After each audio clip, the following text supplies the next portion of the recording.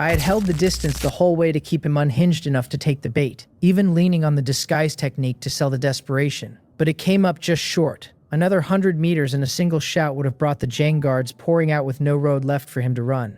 A pity. In the end, it was my own strength that was lacking, or I could have taken him myself and cashed in that swollen bounty. Reporting it to the Jang family, at least, might still be worth a little coin. I turned and ran for their residence. A quarter of an hour later, several guards rushed out of the Jang gates toward the place where manager Sonseo had disappeared. I strolled out at my leisure with a money bag in hand. The Jang family were decent enough, and news of the man had earned me 21. I had meant to find Jang Sanam and ask after the Chongryong pill formula, but the hour was late, and turning up at her door now would only get me thrown out. So I circled through a few alleys, and by the time I emerged, I wore a different face, a scar running from the corner of one eye down to the mouth, fierce and mean. With mask and bamboo hat on, I stepped into the dark market. I handed the medicine bottle across at the stall, saying these were the pills for this round. The owner glanced in and could not help smiling that the quality kept getting better. He counted out my silver and passed it over, saying his master was well pleased with my medicinal pills, and hoped to deal further with me. I nodded and said that was easily arranged. He asked whether I could refine anything else, since the Chowan pill, good as it was, ran a touch cheap, and a higher grade would let them talk richer prices. I said the Chongryong pill, and he agreed at once, adding that even the Jangbok pill would do. If I could supply either one, they would give ground on the price and stand ready to help me with any troublesome matters besides. My brows twitched. The Jangbok pill was a rare sight in the county, yet Chongryong pills were common enough, so why the hunger for these two in particular? I told him I had no formula and had never refined either, though if he could furnish a formula I would give it a try. He said with a smile that I jested. The Chongryong pill formula could be managed, dear but negotiable. But as for the Jangbok pill, who in all of Pyongyang County would ever bring one out to sell, I waved a hand and said that in that case there was nothing to be done, and that the day I learned to refine it, I would sell it to him. Then I turned to leave. The Chongryong pill I would indeed hawk once I had it, being the more valuable thing, but the Jangbok pill I would never sell even if I mastered it. An ordinary man is innocent until the treasure in his hands makes him a criminal, and I had nowhere near the strength to guard such a thing. It would be the easiest matter in the world for someone to seize me and pen me up as an alchemist good for nothing but refining medicine. Out of the dark market, I shook the few little tails from behind me. The more I sold Chowan pills there, the more people took to following me, but my footwork had come into its own, and no ordinary man could match my pace. A mere Chowan pill, in any case, drew no true experts. After a few more turns through the county, I came back to the courtyard with the alchemy room. When I opened the money bag and saw the silvery gleam inside, I could not help but smile. Nearly 601, a colossal sum in common eyes, and I had piled it up in a matter of days. Alchemy was the chief engine of it, of course, but my own cultivation and footwork could not be discounted either, since without strength I could never have kept a coin of it, and keeping the coin had never been the point. The whole reason I chased money was so that my strength could keep on growing, for if I sat on it like a miser, I would never know the day it all slipped away. I told the panel to simplify immortal points the way. The technique simplified, the process succeeded, and it resolved into finger tapping. It did not disappoint. I tapped a finger lightly against the table, and the insights of the sword move poured into my mind, so that I closed my eyes without meaning to. It was the most profound and exquisite sword technique I had ever met, and the enlightenment sank its hooks in deep. As my finger tapped on unconsciously, the experience for immortal points the way climbed, and a smile spread across my face, the plain joy of grasping the Tao. Early the next morning, I set off for the Jang residence refreshed. The panel told me immortal points the way had reached the proficient level, 201 out of 1,000. In a single night, a sword technique of this caliber had become fit for real combat. Had its own profundity not so entranced me that I forgot to keep tapping partway through, the proficiency would have run higher still. Even so, I was well satisfied. In a few days, it would touch great perfection, and by then, no one at the Yeonyu realm in all of Pyongyang County would be my match. It was one move out of the Sonun sword sect, a single move whose depth outstripped anything the martial artists here could show. Catch a bone forging expert off guard with a strike like that, and I reckoned even he would be in trouble.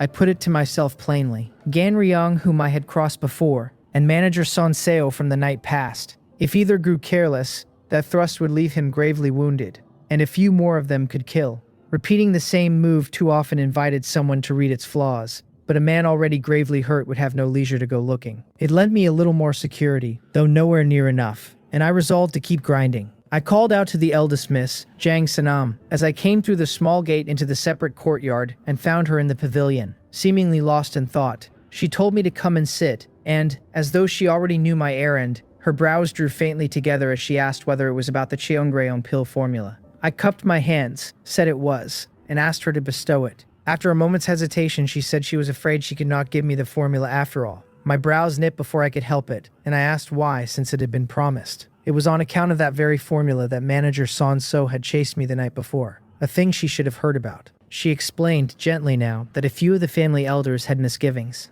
With the manager's Son-seo affair still unresolved, and a single sentence for me earning so rich a reward, they felt the price ran too high. She seemed to know herself somewhat in the wrong. My brows stayed tight, and I said nothing. The Jang family were venting their anger over manager Son-so on me.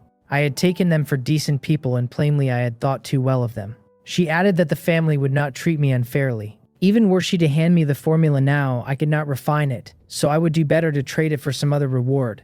My silence began to displease her, and her voice cooled. I asked, without a tantrum and without an argument, since both were useless, what reward she meant. She said I could name a movement technique or a sharp weapon, either one, and if it was fitting, I would have it. I said I wanted a set of sword techniques. The option for a cultivation technique was simply absent. Only movement techniques and sharp weapons, so tightly did the Jang family clutch that door. It was no surprise from a house that would not even part with the pill formula. She nodded, called a servant over, and gave a few instructions, and in short order, 4 sword secret manuals lay before me. She said they were all quite good and told me to choose one.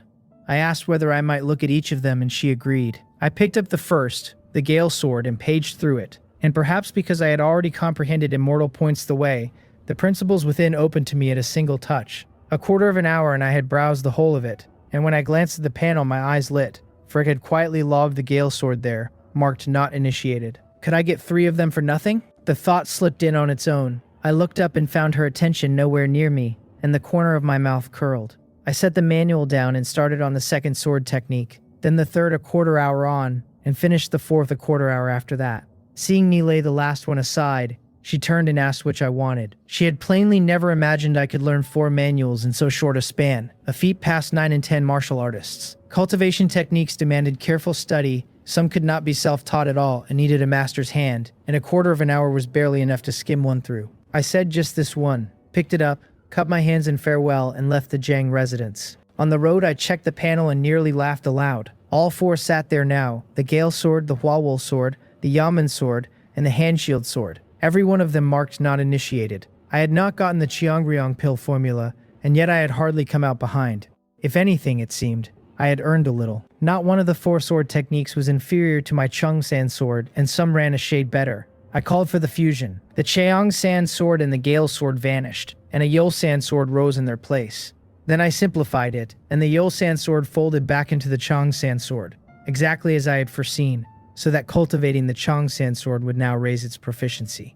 Next came the grind for experience. As for the Cheongreon pill formula, I turned it over a while and decided to go ask the dark market vendors.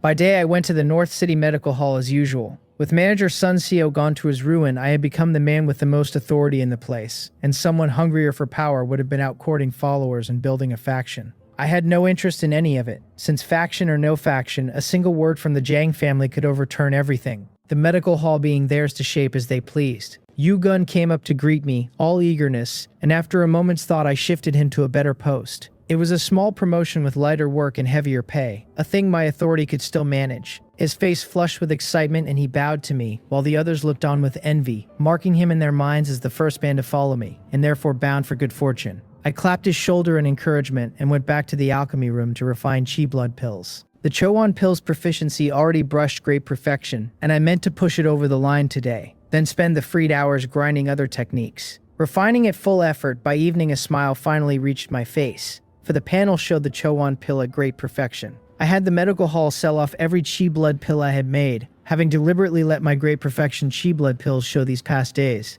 It was partly to flaunt the talent, and partly because the pills were of no more use to me. They were not worth hauling to the dark market either, since a chi blood pill fetched so little that one Chowan pill outweighed a whole handful of them. As night came on, I put on a disguise and went to the dark market, and this time I inquired in earnest. Having learned a good deal of how the place worked, I turned up a fair number of things. Chief among them was that the high-grade pill formulas were in fact sold here, only rarely, and only against goods rather than plain silver. The terms ran brutal. The gentlest of them demanded 2,001 together with 100 Chongryung pills at half price. These people had no intention of selling at all, only of fishing for a sucker. So there was nothing left to ask since they clutched their formulas like the cords of their own lives. I stood there and wondered whether my present level of alchemy might let me reverse engineer the Chongryung pill formula on my own. I had eaten the pill before, and some of its ingredients matched the Chowan pills outright, with a few swapped out and some differences in technique. With the Chowan pill at great perfection, the moment I began teasing the Chongryung pill apart in my head,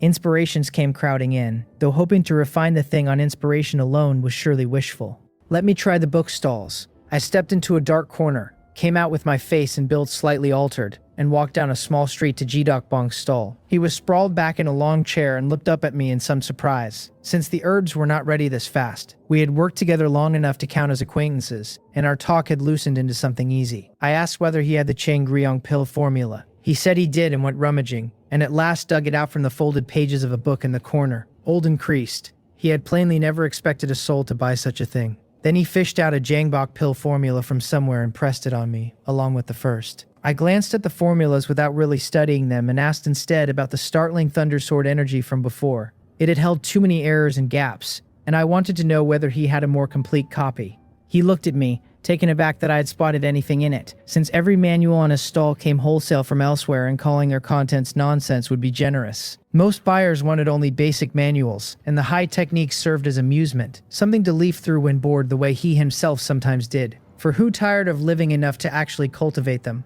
I said with a smile that a few of the phrasings had merely struck me as reasonable. He told me I had better be careful, then went digging again and handed me a cultivation technique. I looked down and read that it was a set of annotations on the startling Thundersword energy. The corner of my mouth twitched at the thought of who had been idle enough to annotate the thing. I asked whether there were other versions. He said there were, that the startling Thundersword energy was a top-tier entry technique of the Sonun sword sect that no end of people yearned for. With a strange look, he asked whether I truly wanted still more. I nodded and told him to give me the lot. Not every manual would simplify into anything solid, but with enough of them, perhaps some unlooked-for gain would surface. He did not refuse. He searched the bookstall and even made a round back into the house, then returned with more than a dozen manuals and set them before me. He said these were about all of them, and he would let them go cheap. Passing up money that lay there to be made was not in his nature, and since I wanted them, he handed them all over. I stuffed the manuals into my parcel, haggled a little, and put down a few won. He watched me and could not help saying I might read them, but should never actually cultivate them. I waved with a smile and turned to leave the dark market. A moment later I stood in my courtyard, looking over the hall and my parcel, and found there was far too much to do and far too little time. The sword techniques wanted fusing and cultivating, and the Gyeonghyun force wanted pushing to great perfection. Then I had to fold together all those versions of the startling Thundersword energy, with the reverse engineering of the Chongryung pill never to be neglected. Recreating the Chongryung pill was hard going, so for now I resolved to put cultivating my techniques first, and the pill formula a distant second. Not because the formula mattered less, but because it was the most difficult, and since all three tasks served my strength equally, the choice made itself. Time drifted on. By day I practiced alchemy at the medical hall, though only a little, stopping after a few furnaces of chi blood pills. Then came the grinding of immortal points the way, since nothing else lifted my strength so plainly, and once it reached great perfection my killing move would be complete. Mercifully, a matter as simple as tapping a finger tested nothing but hand speed, and in a mere 2 days I had carried immortal points the way to its peak. The panel read Immortal Points the Way, at great perfection. In the courtyard a flash of sword chi streaked out and bored a soundless hole through the rockery. I sheathed the blade calmly, went to study the hole, and could not keep back a smile. Yu-Gun's voice came from beyond the gate then, calling for me in a rush. I opened the door puzzled, and found him panting outside. I asked whether something had happened at the medical hall, since I had stayed away today on purpose to test Immortal Points the Way. He lowered his voice and told me the new manager had taken office and wanted everyone at the medical hall at once. Most had assumed the post of North City Medical Hall manager would fall to me, given that my connection ran to Jang Sanam of the Jang family. It startled them that a new manager had arrived in a handful of days, and I had not been raised at all. Yu-Gun clearly expected me to be furious, and clearly found me calm instead. Of course I was calm. If the Jang family could renege on the Cheongryung kill formula, how would the manager's chair ever have come to me? Besides, I had no appetite for it. The money would rise little and the work would pile high, and the way things stood suited me far better. I told him we should go and meet the new manager together, and set off with Yu-Gun trailing carefully behind, feeding me what he had gathered. The new manager was named Jang Woljin, a member of the Jiang family's collateral branch who had been building a life in another county. Then that county fell and its people scattered as refugees, and his branch fled to Pyongyang County to shelter under the main house. He murmured that manager Jiang was said to be on very good terms with the young miss. I nodded, since the tie was surely no ordinary one, or the man would never have been handed the North City Medical Hall, and freshly arrived as a refugee at that. The hall was in for busy days. I stepped in to hear Jiang Woljin's voice already ringing out. He told the room that he had gone over the account books and found the revenue lagging far behind the Chongjiang medical halls. He would not pursue what had passed, but from here on he meant for us to catch up and even surpass it. His aura bore down and pressed every man in the room flat. He waved a hand and told everyone to return to their posts, that he would speak with people one by one if the need arose, and the crowd scattered like prisoners granted a pardon. I stepped forward and cupped my hands in greeting to Manager Jiang. He looked me over without ceremony and remarked that I was Jin Bi, that Sanam had told him of me, and that my talent for alchemy was not bad. I said the young miss was too kind. He said Sanam had charged him with reshaping the North City Medical Hall, and that he would need many hands. I answered with a smile that contributing to the medical hall was our duty. Since it was my duty, he asked, why did I refine only that trickle of medicinal pills each day? His tone hardened as he told me he had read my alchemy records from the past days, a few chi blood pills a day, and demanded to know whether that was my notion of contributing. I offered that I had taken a fright some days back and my condition had run poor of late. He cut in that he did not care to hear it, and asked only whether I could refine 30 furnaces of chi blood pills and 30 furnaces of healing pills every day from now on. I shook my head slightly and said I was afraid I could not. Dan Hyung scolded me from the side, snapping that when the manager told me to refine pills, I refined pills, and demanding where all these excuses came from. Plainly, I did not wish to contribute. She was a maid at Jiang Sanam's side, come to make the eldest Mrs. stance known, and though I was the deputy manager, she was not the least bit afraid of me. I spread my hands helplessly and said that alchemy was a very intricate matter. Jiang Woljin's eyes narrowed, impatience creeping in, and he asked me flatly how many furnaces of medicinal pills I could refine a day. I said that from tomorrow I would strive for 5 furnaces of chi blood pills. Just 1 furnace more than now, he said, his aura settling heavier on me. He was not old, but on the strength of his family's power, he already stood at the bone-forging realm. I said with a smile that I would do my best to recover soon, and refine more. He held his silence, eyes fixed on me, and I did not flinch, meeting his gaze straight on. He told me to remember the decision I had made today, then snorted coldly and turned to go. Dan Yang throwing me one last fierce glare before falling in behind him. Yugun waited until they were well away before stepping up, worried, since a clash with the new manager on her very first day seemed a poor start. I patted his shoulder and walked toward my alchemy room. Jiang Woljin was a new official arriving with his 3 fires lit, and he plainly meant to make an example of me first. Had I truly agreed, my time would have been crushed flat, leaving me no strength for my own work, and he would only have heaped more on me after. Deputy manager or not, my foundation ran shallow.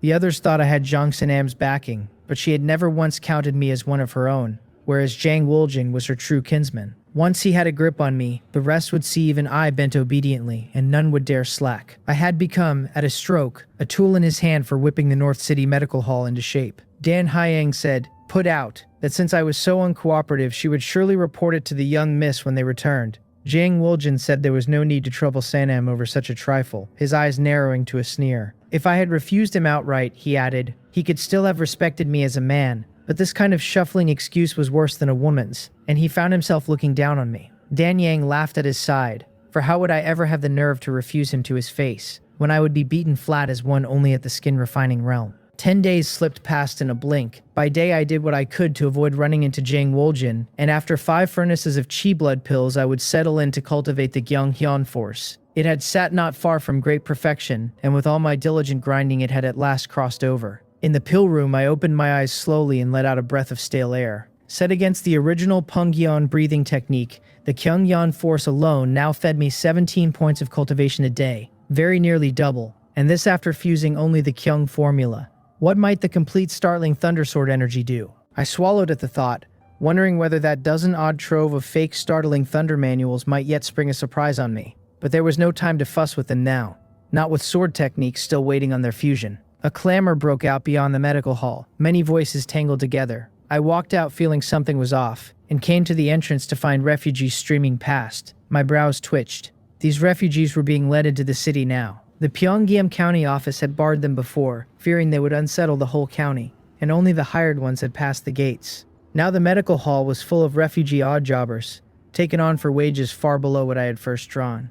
Even so, they fought tooth and nail for the places, since only inside the walls was there any hope of eating, while outside them a man could die at any hour. I glanced at Yugun, who caught my meaning and hurried off to ask around, returning in short order. He said something uncanny had appeared outside the city 2 days back, and that dozens of refugees had died in a single night. Left no choice, the county office had opened the gates and settled them in the North City. Speaking of the uncanny thing, he could not help shrinking his neck, for an ordinary man who met such a thing was as good as dead. Yugun was a plain man with no cultivation, and could hardly help his fear. The county office had relented, he said, not only for dread of a riot from so many deaths, but for fear the uncanny thing would keep killing until it grew past all control. Humans climbed by cultivation, while such creatures grew by devouring humans. In the ordinary way, with the office's treasures pressing down over the city, the creatures kept their distance, and though the wards ran weaker beyond the walls, the outside had still counted as safe. But this one had plainly broken through that boundary, and now the men of the office dared not simply let things lie.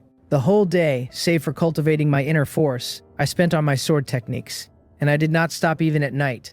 The appearance of the uncanny thing had laid another layer of urgency over me. It could not force its way into the city yet, but who could say what came later?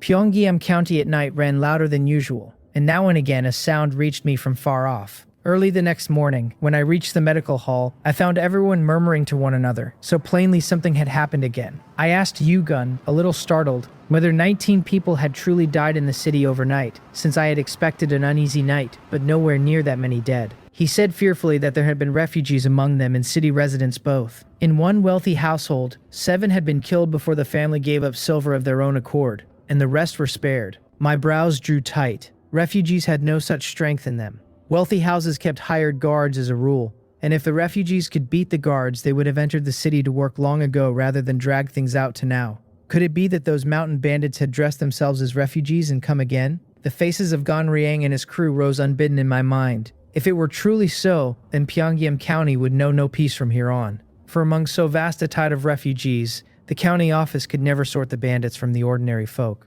By night I was at the dark market. Ji Dokbong started complaining the moment he saw me that herbs had grown truly hard to gather of late. I said calmly to add 50 parts in 100 to the market price. His expression changed as though a mask had been whipped off, a smile snapping into place, and he declared he loved doing business with a straightforward man like me. I said nothing and bent to check the herbs. Gathering had indeed turned difficult, since the refugees now feared to go up Pyongyang Mountain, all the more with better and safer work to be had inside the city walls. There was no reason left to risk their necks. After a moment I stood, pointed at a few herbs, and looked at him, and he swept them away at once and swapped in fresh ones. It left me a little helpless. I could not tell whether Jidok Bong had been quietly competing with me lately, slipping a few fakes into every batch, never many, as though he only wanted to trip me up a single time. But I had long since ground the Chowan pill to great perfection, and knew these herbs' every trait like the back of my own hand, so a slip was not in the cards. He offered no explanation at all, and I could not help laughing, since it seemed the fakes were his last shred of stubbornness.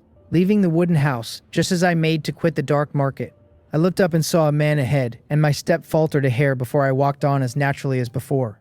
Those were the mountain bandits. I stopped at a stall and made a show of picking through the goods, while every sense bent to my right. In the dark market, most people masked their true faces, and this bandit was no different, having even worn a disguise technique to camouflage himself. But someone else had laid that technique on him, and with my own disguise at great perfection, I saw through the seams with ease. What clinched it was that I knew this man, for he was the one who, after hauling Po-Ryo back, had kicked his leg until it broke. I had looked him over a few extra times that day without thinking, and so I had remembered him. So they truly had come.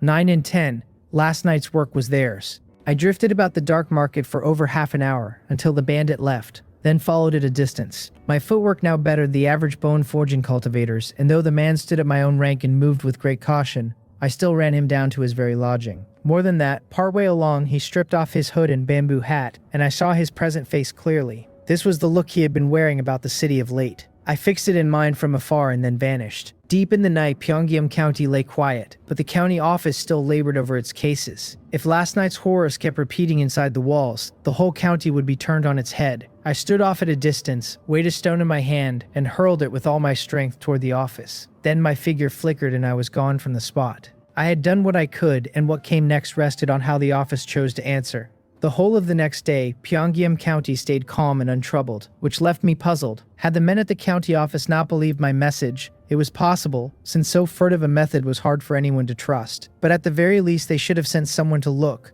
and a careful search would still have turned up a thread or two. By day, I'd practice the Yulsen sword, now and then studying the Chongryong pill formula as a way to rest my mind. To call the formula I had gotten from Ji Dokbong outright nonsense would be an exaggeration. Yet to say it held real worth would be one too, for there was precious little to glean from it. Luckily, I had the system panel, and simplifying the Chongryong pill formula yielded me a set of alchemy techniques for the pill. In refining any medicinal pill, there was a great deal to mind, and it was exactly such techniques that let a man steer the changes inside the pill furnace. So this set was genuinely of use, though the herbs the Chongryong pill required I would still have to deduce for myself.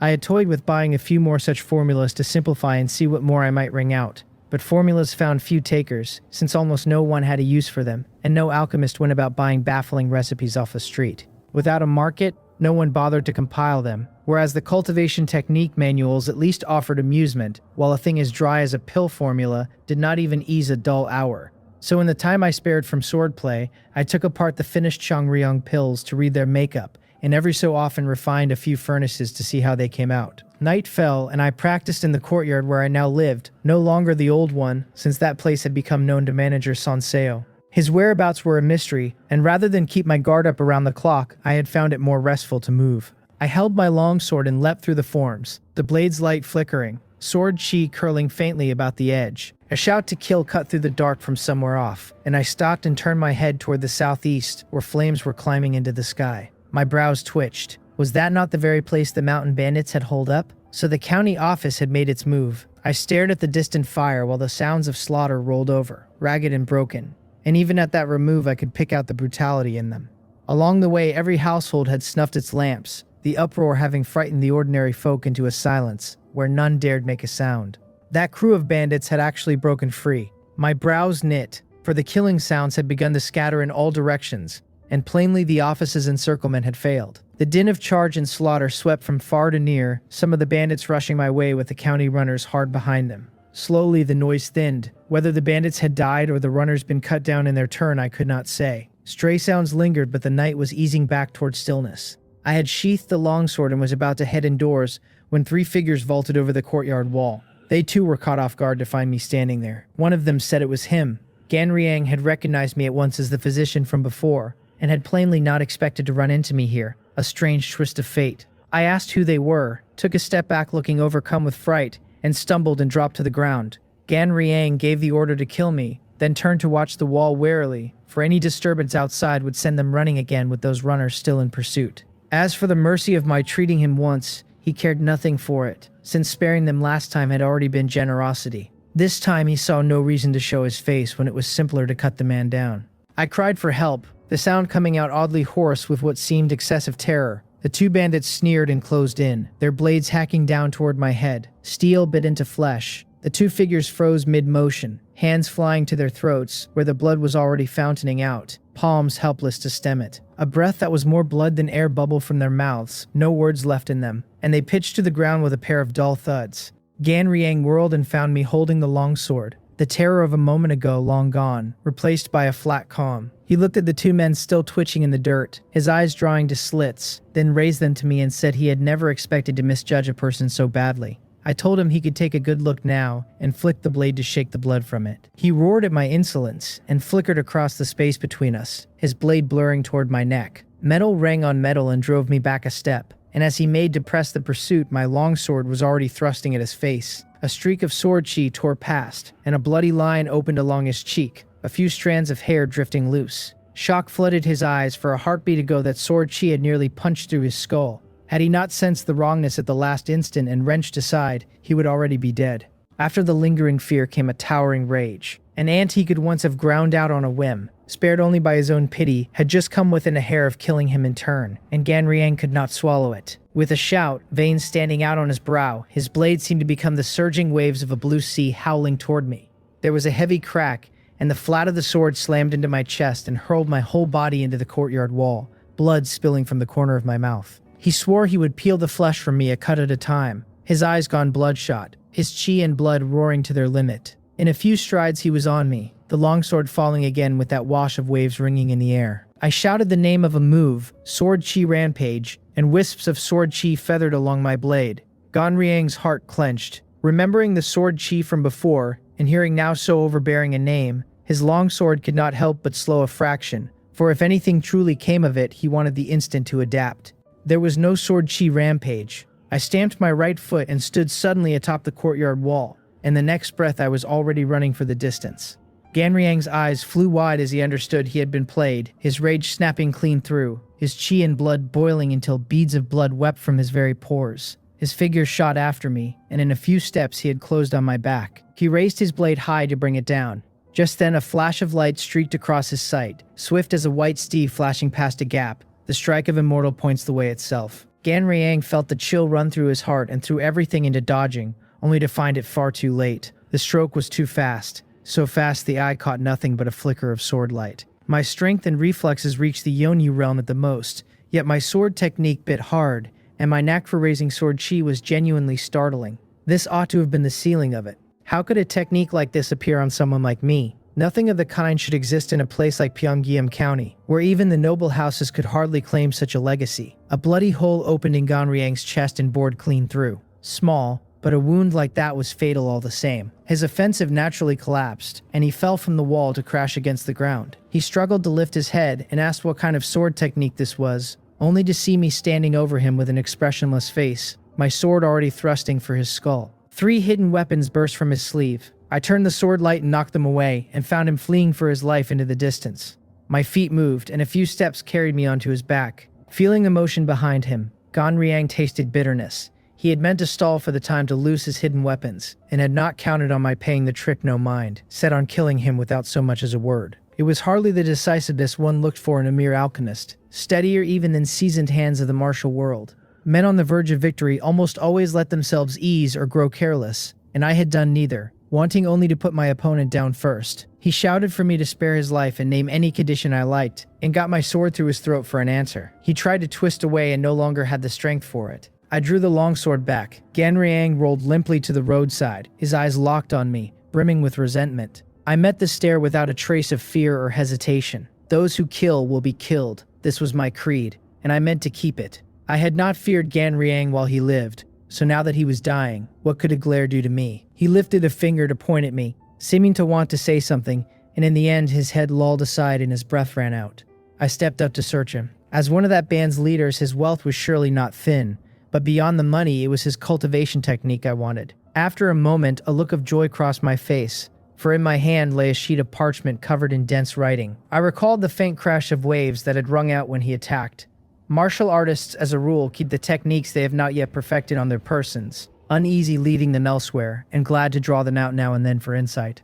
This was one such. I tucked the parchment into my robe. Just as I made to keep searching, a burst of footsteps sounded. Head bowed, I let my features run rapidly through a change, my eyes drawing out into phoenix eyes, several wounds surfacing across my face, my frame swelling quietly a size larger. A pained voice cried out for a third brother. Neung Gun stared at the scene ahead in disbelief. Ganriang sprawled on the ground and soaked in blood. Earlier, when they broke the encirclement, they had split into several groups, his own being himself and Ganriang. They had found a few courtyards to hide in, with the promise of coming to one another's aid, at any sign of trouble. But barely had Neung Gun gone to ground when he heard the noise from Ganriang's direction. Chasing out to sea, he had found the man already dead, not at the runner's hands, but here. He went utterly berserk, roaring that he would kill me, and charged straight in with a broadsword, the other bandits surging up behind ready to back him at a breath's notice. Killing Ganriang had raised my threat in their eyes to the very top. I took the silver from Ganriang's robes, spared Neung Gun a glance, and with a flicker of my figure dashed away.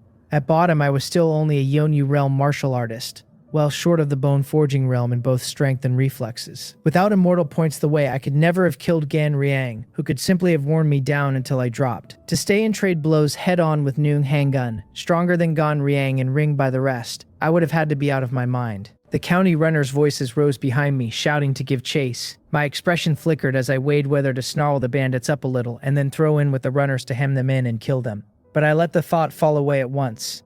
Neung Gun, drowning in grief and fury, would gladly risk the encirclement to kill me first if the chance came. And those runners, not knowing me, would as likely take me for a bandit and cut me down too. My feet touched the eaves without so much as loosing a tile, and I sprinted several meters along them, footwork that would have shamed better than 9 and 10 bone-forging martial artists. The bandits chased and fell further and further behind. Noong Hung Gun's eyes were bloodshot, wishing he could tear me limb from limb, able only to watch the gap between us stretch. He roared that to the ends of the earth he would kill me, then wheeled and ran off in another direction. Pressing the chase would gain him little, and might even cost his men their lives, and however unwilling, he had to swallow his anger for now. Feeling the energy behind me wink out, I molded a moment, then dropped into an alley, my face running through another swift change, my frame shrinking down a size. A breath later, I darted out from a different alley, running toward the direction Nuam Hungun had vanished. If this pack of bandits was not wiped out, Pyongyang County would never be at peace, and what I needed most just now was time. Give me enough steady time and my strength would climb,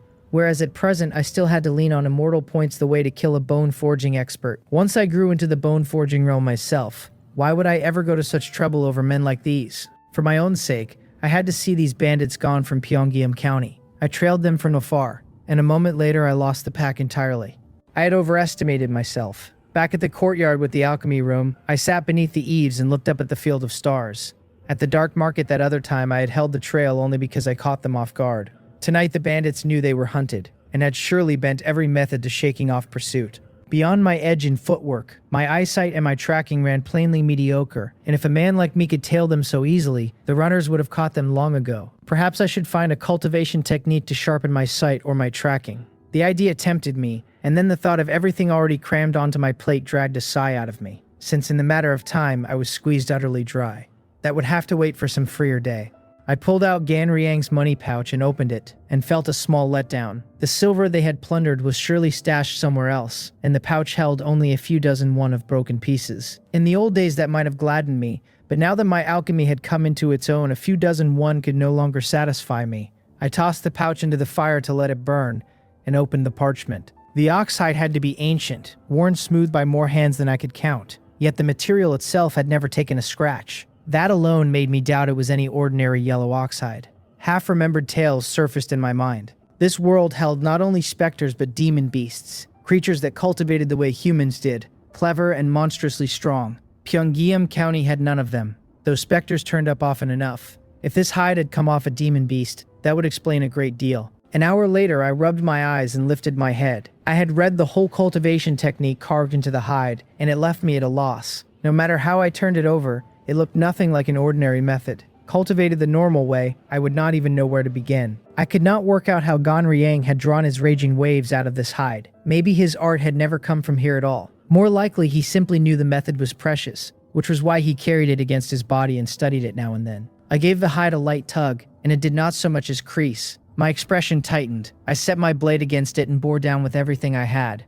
and still it took no damage. So that was why he had kept it over his heart, trusting its defense. In the end, he never got to use it. My first thrust had gone clean through the center of his chest, and my second through his throat. Instinct had told me a careful man guards his heart, and I had only meant to slip past it, never dreaming I would strike true by chance. The panel named the method the Suppressing Dragon Elephant, not yet initiated. It set the price of simplification at 50,000 won. My mouth twisted at the figure. Still, a cost that outrageous told me how powerful the technique had to be. My own finishing move, Immortal Points the Way, had cost only 501 to simplify. That was 100-fold difference. At the rate I earned, I could save every coin and still wait an age to gather so much. Cultivating it any time soon was simply out of the question. 50,000 won for one method. The system had a real gift for spreading a feast in front of a starving man. Early the next morning, several heads hung from the gates of North City, Gan Riang's among them. The whole county shuddered at the sight, the refugees most of all. A few wore especially ugly looks, some old mountain bandits, some petty thieves.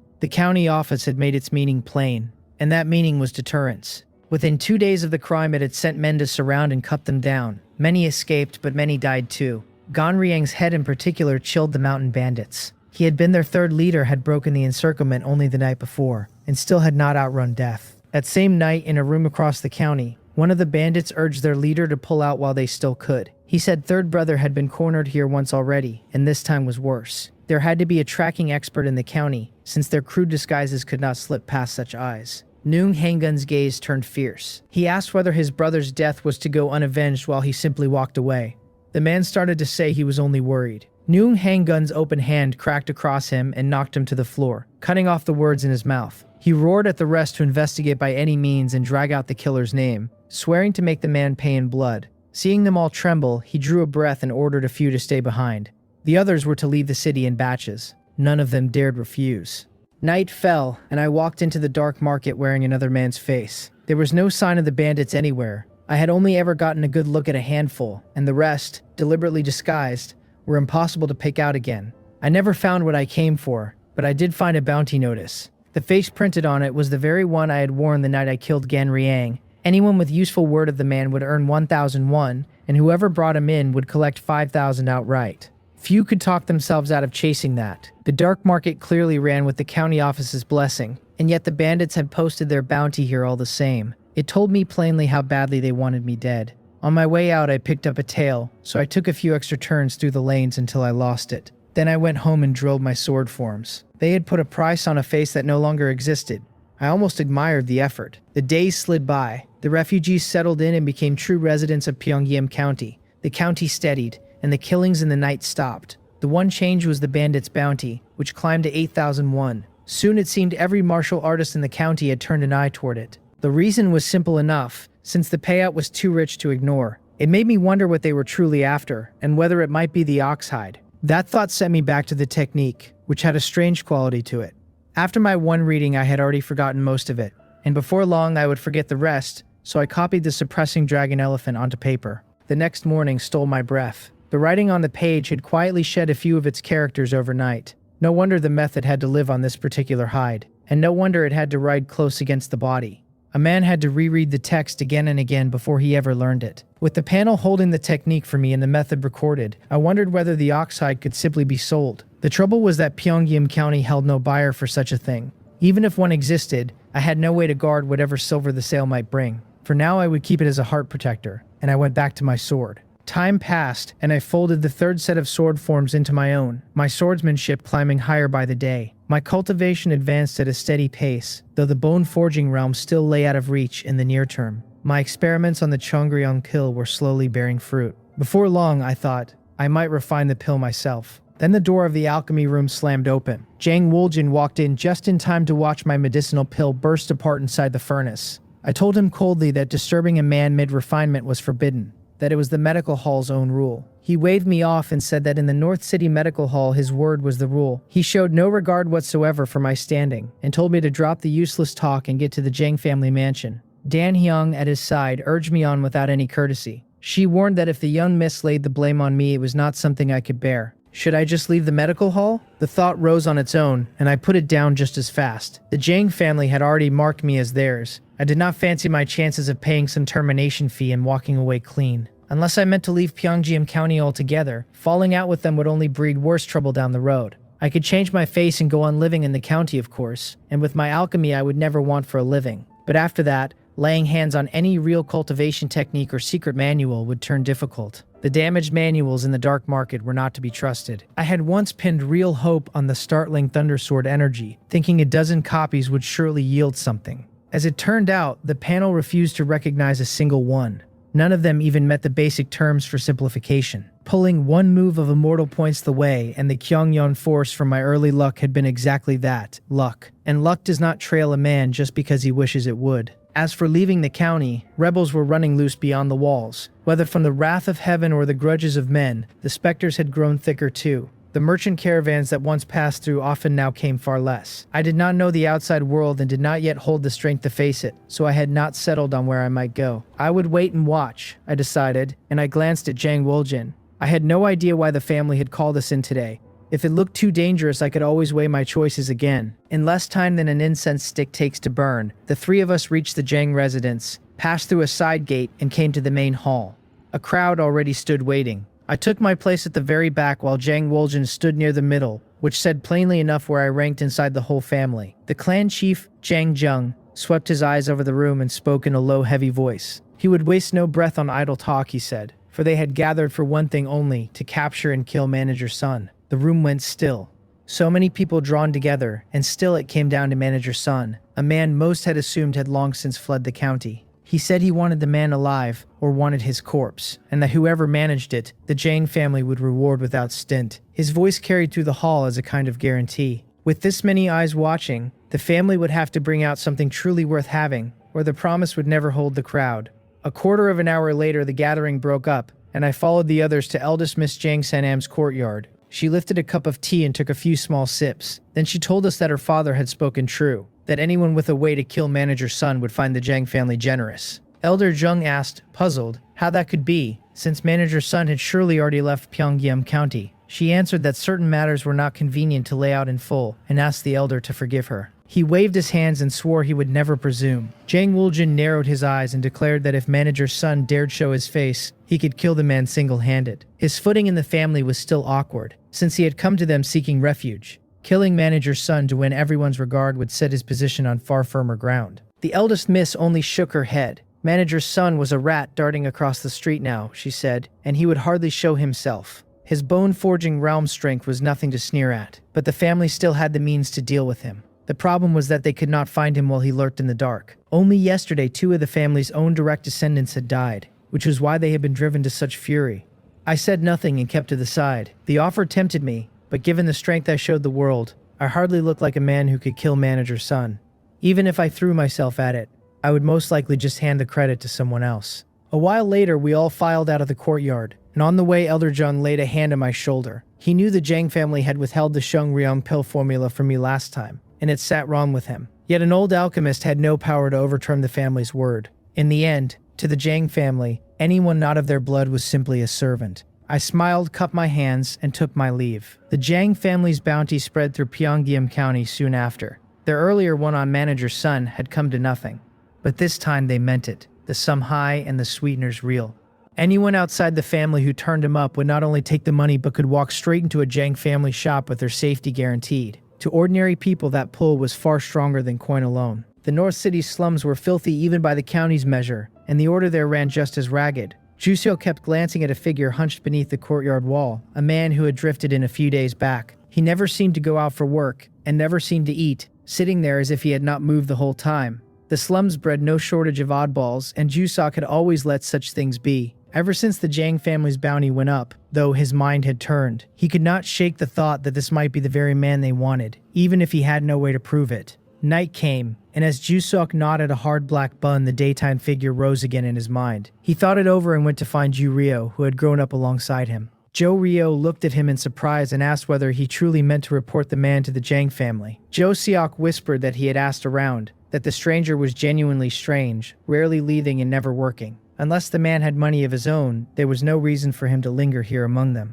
And if he had money, why stay at all? Jo Ryo frowned and had to admit it made a kind of sense. What mattered most, of course, was that the bounty was simply too tempting. Useful word alone could earn them a fat reward and a place in the family shops. Even if the offer was only for show, they would still be handed decent work. Jusok's brother scraped by as a handyman in the medical hall, fed and housed but stretched thin, keeping their whole family afloat. If this stranger really was manager's son, then all of them would climb out of the slums at last. Jo Ryo nodded and moved to pull him out the door. Then he felt his brother go rigid, his eyes locked on something behind them. His own heart lurched as he turned to find a figure standing there, watching the two of them with bloodshot eyes. The man said that hearing them speak of the Jang family, the matter must have something to do with him. He grinned wide, his teeth stained a strange bright red, as though he had eaten something no one should. Jo Ryo swallowed hard and said loudly that the spot was already taken, that the man should look elsewhere. Manager's son paid the words no mind. In the space of a blink, he stood in front of Ju Ryo, both hands pressed to his head, telling him not to be afraid, that it would only take a moment. Jo Ryo's eyes went wide with terror. Before he could even struggle, a sharp pain shot up from his neck and the world went black. Jo Seok shrieked at the sight of his brother crumpling to the ground. The sound had barely left him before a palm clapped over his mouth and stole his voice. Manager Son looked down and named him the one who had been watching all day. One hand smothered his mouth, the other clamped around his throat and dragged him close. Tears sprang up in Jo Seok's eyes, and he kicked wildly and could not break loose, forced to watch that face draw nearer. Manager Son murmured that every choice carried a price, and laughed for no reason anyone could name. His grip tightened until Ju Seok's eyes bulged and a fine mist of blood filled the ruined courtyard. Mumbling something about the price, about the Jang family, he opened his hands and let the body drop. Beyond the wall, a small figure had watched it all through a hole in the brick. and Jogi clamped both hands over his own mouth. Every day he pressed his eye to that hole to peer into the neighbor's yard. Even when it stood empty, he would watch with quiet fascination. But today he wished he never had. He had just seen a man murdered. His teeth chattered and he did not dare make a sound. Any noise would bring the killer over the wall for him too. He stared as manager's son walked out of the courtyard,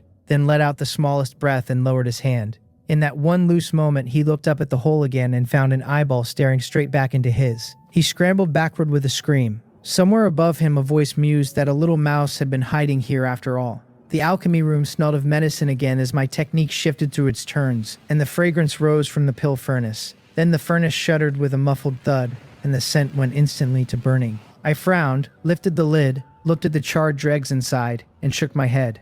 I still could not name which ingredient I was missing after being stuck here so long. I cleaned the furnace and ran back through every step in my mind, and just then a burst of noise carried in from outside. I walked out to find a servant talking in an agitated rush, and Yugun hurried over to greet me. When I asked what was happening, he explained that the man's family had been killed. The servant was begging the medical hall for an advance on his wages. His sallow face and plain signs of hunger marked him as one of the refugees the hall had taken on. I told him to give him the money and put it on my account.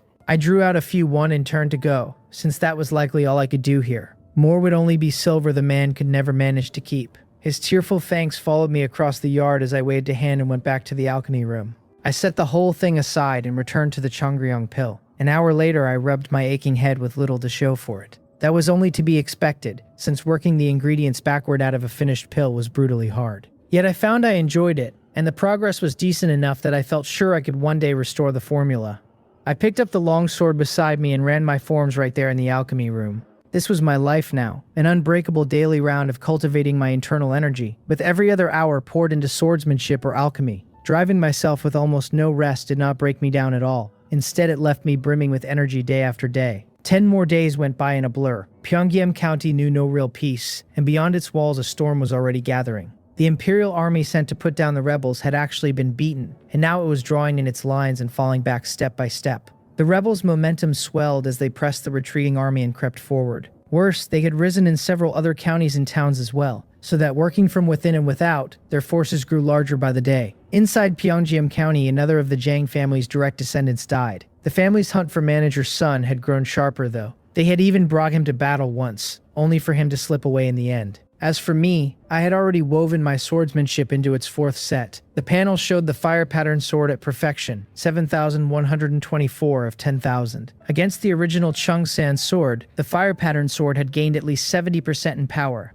I could now trade blows with a man of Ganryang's caliber, and carried to great perfection it would let me defeat him outright, even if killing him stayed beyond me. To fight across ranks on a single set of forms showed just how remarkable the technique was. Set against the inherited arts of the county's noble houses, my swordsmanship gave up nothing at all. In the main hall, I was trading notes with a physician on the properties of various herbs. The Shangrayong pill had been stuck at one stage for a long while, and talking medicine sometimes shook a new idea loose. We were still deep in it when Jang Woljin swept into the hall and called for every guard to come with him. Catching sight of me, he told me to follow along as well. He reasoned that I had at least reached the skin refining realm, more use than physicians who could not trust a chicken. The real point, of course, was that he wanted to keep me under his thumb. My expression flickered before I fell in behind. In no time, every guard in the medical hall had gathered. Jang Woljin swept his right hand forward and charged off without a word of explanation, while the rest of us followed, baffled. I ran near the back of the pack. We left Pyongyang County before long and came to a forest, where a figure stood pacing in anxious circles. He spotted Jang Woljin and rushed up to meet him. Jang Woljin asked, tight with nerves, whether manager's son was still there. The man Jang Gang tossed the money pouch he had been handed and answered with a smile. Manager's son was indeed still there, and indeed injured, he said, but they had to move fast, or others would catch the news and arrive. Jang Woljin laughed that it was only one manager's son, and swore he would remember the favor. Jang Gang cupped his hands and said he would head back and wait for good news. Then Jang Woljin surged forward past him. The guards behind understood at last that they had finally run manager's son to ground, with their manager set on taking the lead. As we pushed through the dense forest, Jang Woljin studied the stray bloodstains on the ground. His face lit up in excitement. The Jang family hated manager's son to the marrow. If he seized this chance to kill the man, his place among them would be secure, and no one would murmur about him holding the medical hall any longer. A temple rose ahead, long fallen into ruin, one of the many such wrecks scattered around Pyongyang County. It stood only because passing caravans would camp there and tidy it now and then. At Jang Woljin's order, the guards each swallowed a detoxification pill, and standing at the very back, I took one as well. He turned to the guards and told them, low and hard, that whoever killed Manager Son would have half the main family's reward and see his wages tripled. The man was already gravely hurt, he said, and would pose no great problem to the careful. He picked out 3 guards and sent them first, and the 3 traded looks, set their teeth, and rushed for the ruined temple. Half the Jang family's reward was a staggering sum, one none of them had dreamed he would offer. With the tripled wages on top of it, their futures looked wholly secure. Above all, Manager Son was injured, and a careful man might truly have a chance to finish him. The breathing of the other guards grew heavy, and a few looked ready to bolt on the spot. They were terrified the first 3 would kill Manager Son and rob them of the chance. From the very back, I watched the 3 kick in the temple door and pour inside. Within moments, shouts and furious roars rang out from within. His eyes bright, Jang Woljin cried that the man was really in there and sent 5 more men rushing in. The sounds of fighting rolled on, as though the first 3 had already pinned Manager Son down. The guards he had not called grew anxious. Jang Woljin kept his gaze fixed on the entrance, too cautious to send everyone in at once for fear of an ambush inside. Now it seemed Manager Son had truly reached his limit, unable even to shake off the guards tangling him up. 2 of the remaining guards pressed close and urged that they go in too, plainly hungry for the easy reward before there was nothing left but a corpse. The clash of weapons never let up, as if the battle inside had reached its final stage. I was staring at the temple when a wave of cold washed over my wrist. Looking down, I found the mark of the attaching curse stirring on my skin, strangely alive. My pupils tightened. This curse was usually quiet, and as my cultivation climbed, it had been slowly wearing away. So why had it come to life like this? Jang Woljin pointed the last 2 guards inside, and they answered eagerly and dashed in.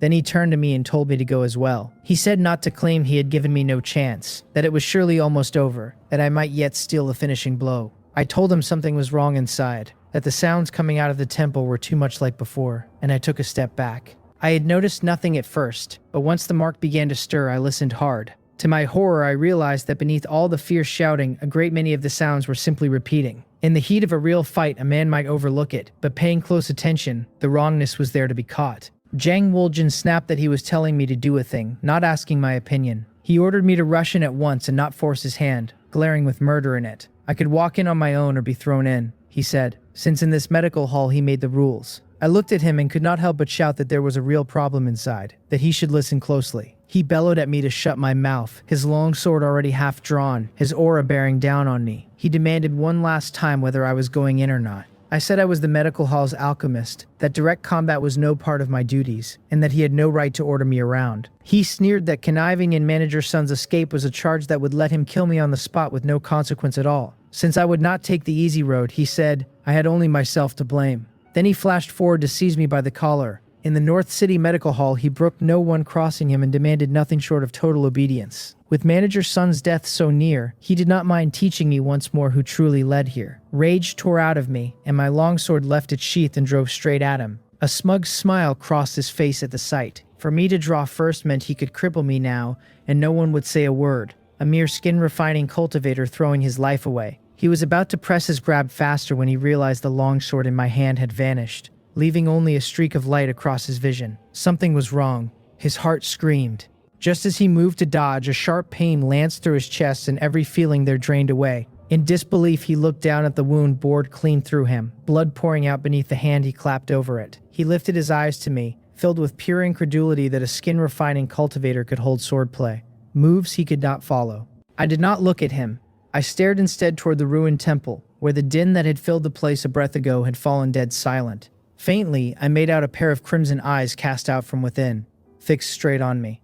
There really was a specter in there. I kicked Jang Woljin hard in the gut and sent him tumbling back toward the temple. He seemed to sense the wrongness behind him at last, crying out in a dying man's struggle before the entrance swallowed him whole. I kicked off with both feet and fled as fast as I could, my heart still hammering. It was not from any nerves at killing Jang Woljin. What frightened me was whether I could get away from that specter at all. How had Manager Son become a ghost? He had shown himself in the city many times and even been cornered by the Jang family once. Rumor said the county office held a treasure that could suppress such things. My mind raced along that track, but there was no one to hand me the answers. Faint voices drifted up from ahead. One man asked whether Manager Son was still over there. Another answered that he was, and that they had to move quickly. A third laughed that it was only one Manager Son. A surge of joy went through me, then curdled at once, because the words were far too familiar. When I reached the front and saw the people in the distance, my scalp went numb. I nearly cursed aloud. Standing there in plain view were Jang Gang, Jang Woljin, and the others, all deep in the same conversation. A line of guards trailed behind,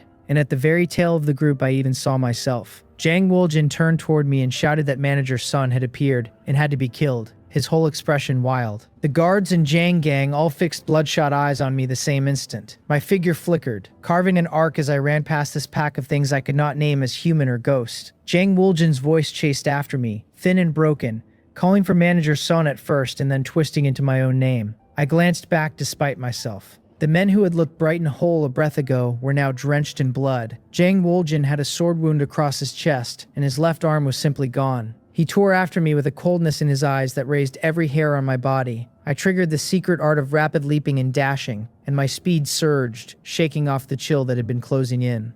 Mad, senseless voices trailed behind, calling my name, moaning about pain, howling that I had defied my betters. I did not look back again, running flat out for Pyongyang County. I could not handle this pack of ghosts, and only the city could save my life. My footwork proved its worth, especially in that burst of speed, far outstripping the bone forging realm and leaving the ghosts behind. Before long, the county walls rose ahead, and the cold aura at my back had already thinned to nothing. The moment I passed inside, a wave of warmth washed over me, and I let out a breath I had not known I was holding. I needed to go to the Jang family, since this thing had grown too large to sidestep.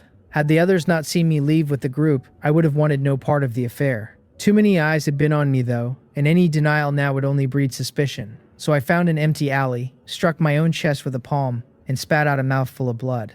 Then I flung myself against the ground until my face was bruised and my body swollen. Returning without a scratch would have made no sense at all.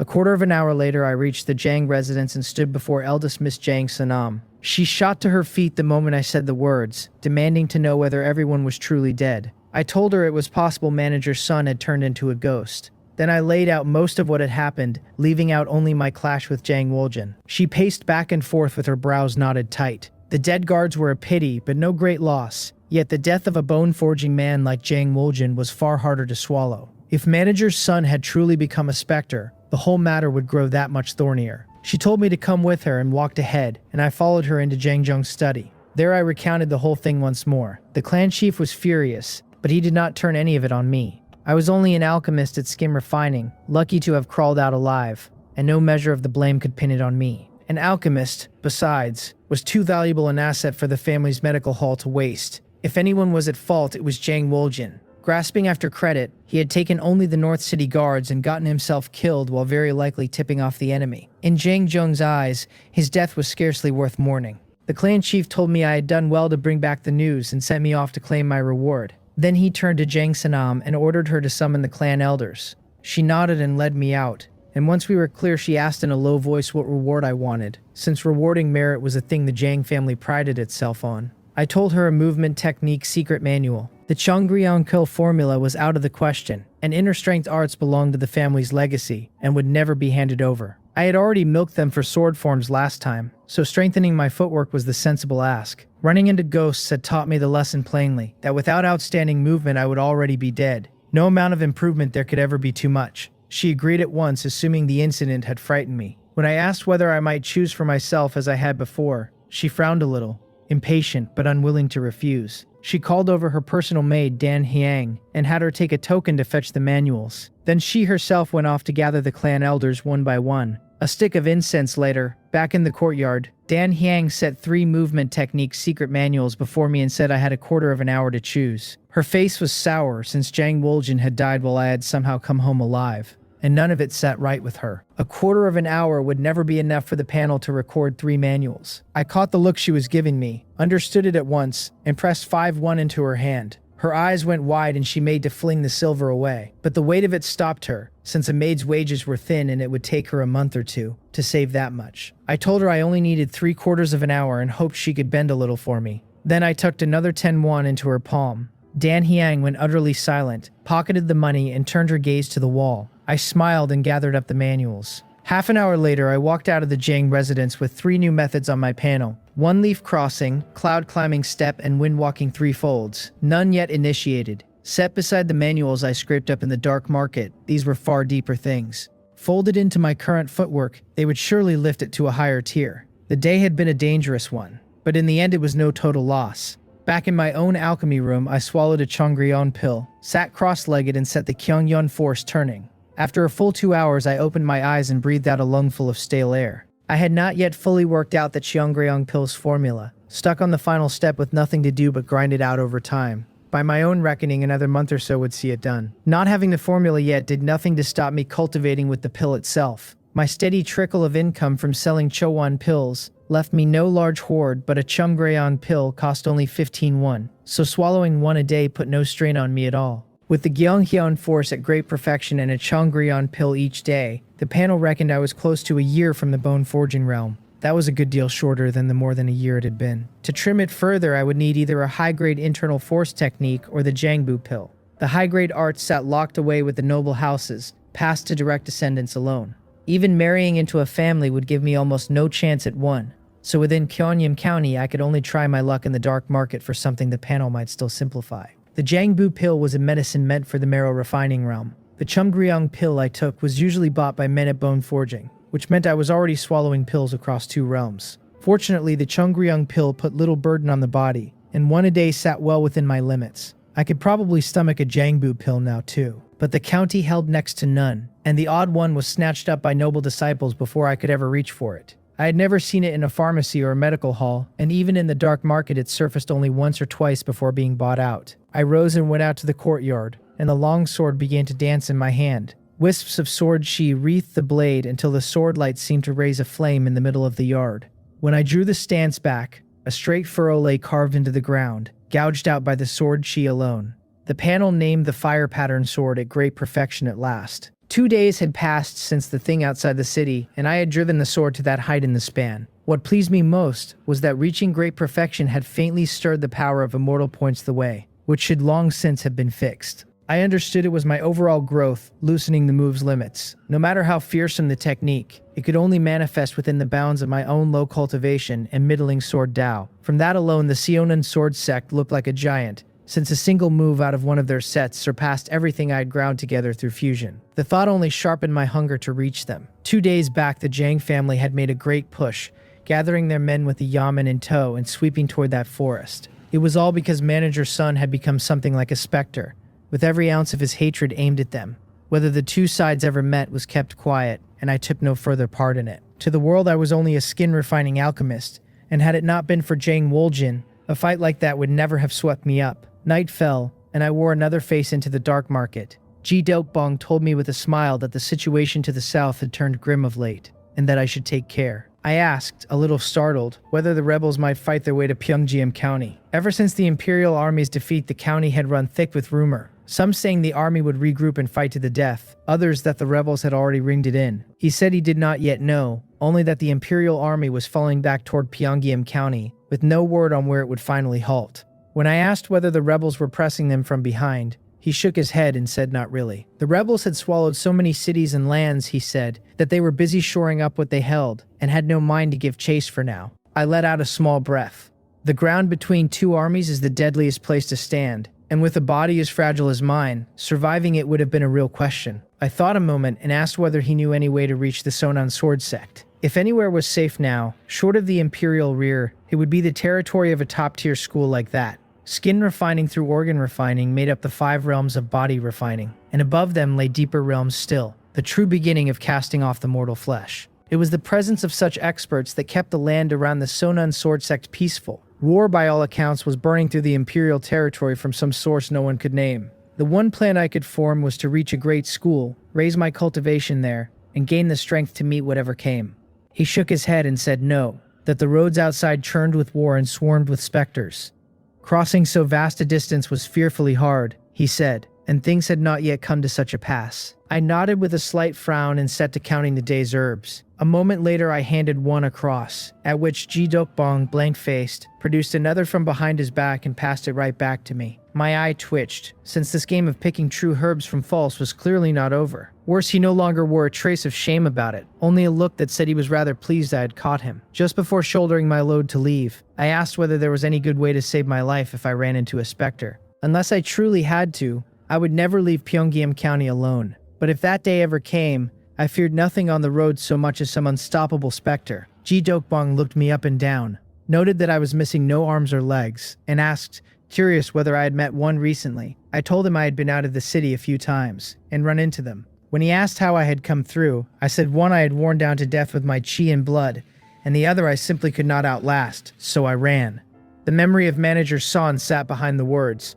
That one had been far too dangerous, and I had only lived because my feet were quick enough. He nodded and said that was exactly right, that with specters you either had the power to grind them down, or you ran. If you could not run, there was nothing left to do. When I asked whether specters could cast hallucinations, his eyes widened and he asked whether I had really met one of that grade. I only shook my head and said I was not sure. He told me specters came in different strengths, and that the ones who could weave hallucinations were the most troublesome of all. Then he thought a moment, went into another room and came back with a secret manual, which he pressed into my hands while I looked at him in confusion. He named it the Chongsim technique. I asked whether it came from the Seonon sword sect, and he laughed and scolded that not every technique in the world belonged to that sect. He did not even know its origin, he said. It did nothing for cultivation and could harm no enemy, and only cleared the mind, so that at the entry level, a man kept his head a little steadier when things went wrong.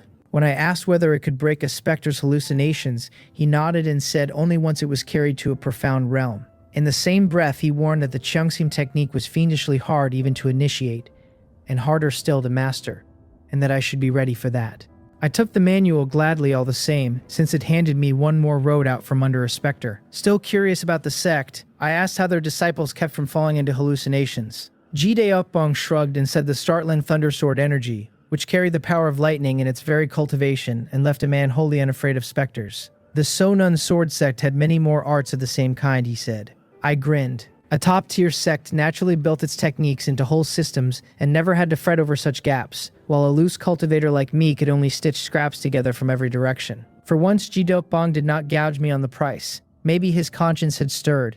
Maybe he simply knew no one would ever buy so useless an auxiliary manual, one that was murder to initiate and struck at no enemy even after mastery. Without the panel, I would not have touched it either.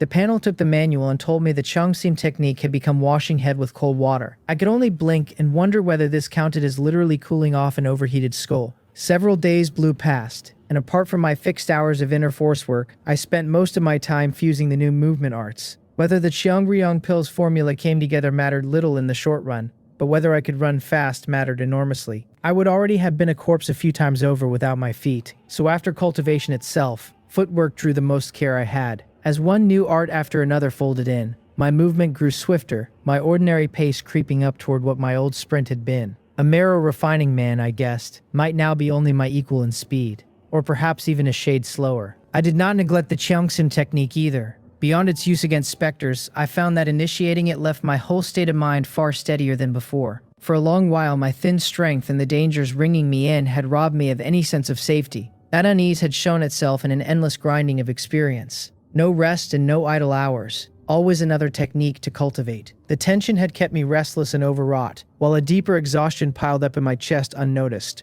Only after the Cheongsim technique did that ease, so that I stayed watchful of every outside threat without letting it press down on me every waking moment. I could look at things with some real composure now. My labor never slackened, but my body and mind quietly began to loosen, and my whole cast of thought shifted with it. The North City Medical Hall ran on as always, and the Jang family shipped in guards from elsewhere. The manager's chair sat empty though, with no plan to hand it to me outright. They only had me shoulder the manager's duties for a while, waiting on whatever the family arranged next. I refined Chowan pills in the hall's alchemy room, having lately set the chi blood pills aside to show off my command of the finer medicine. A man playing the part of a rising genius could hardly keep churning out chi blood pills forever. Once the Jang family saw I could turn out Chowan pills, I felt their attitude shift plainly, lifting me from an alchemist of minor talent to one worth real attention. At this rate, in a dozen years or so, they might well press the Chongryong pill formula on me of their own accord.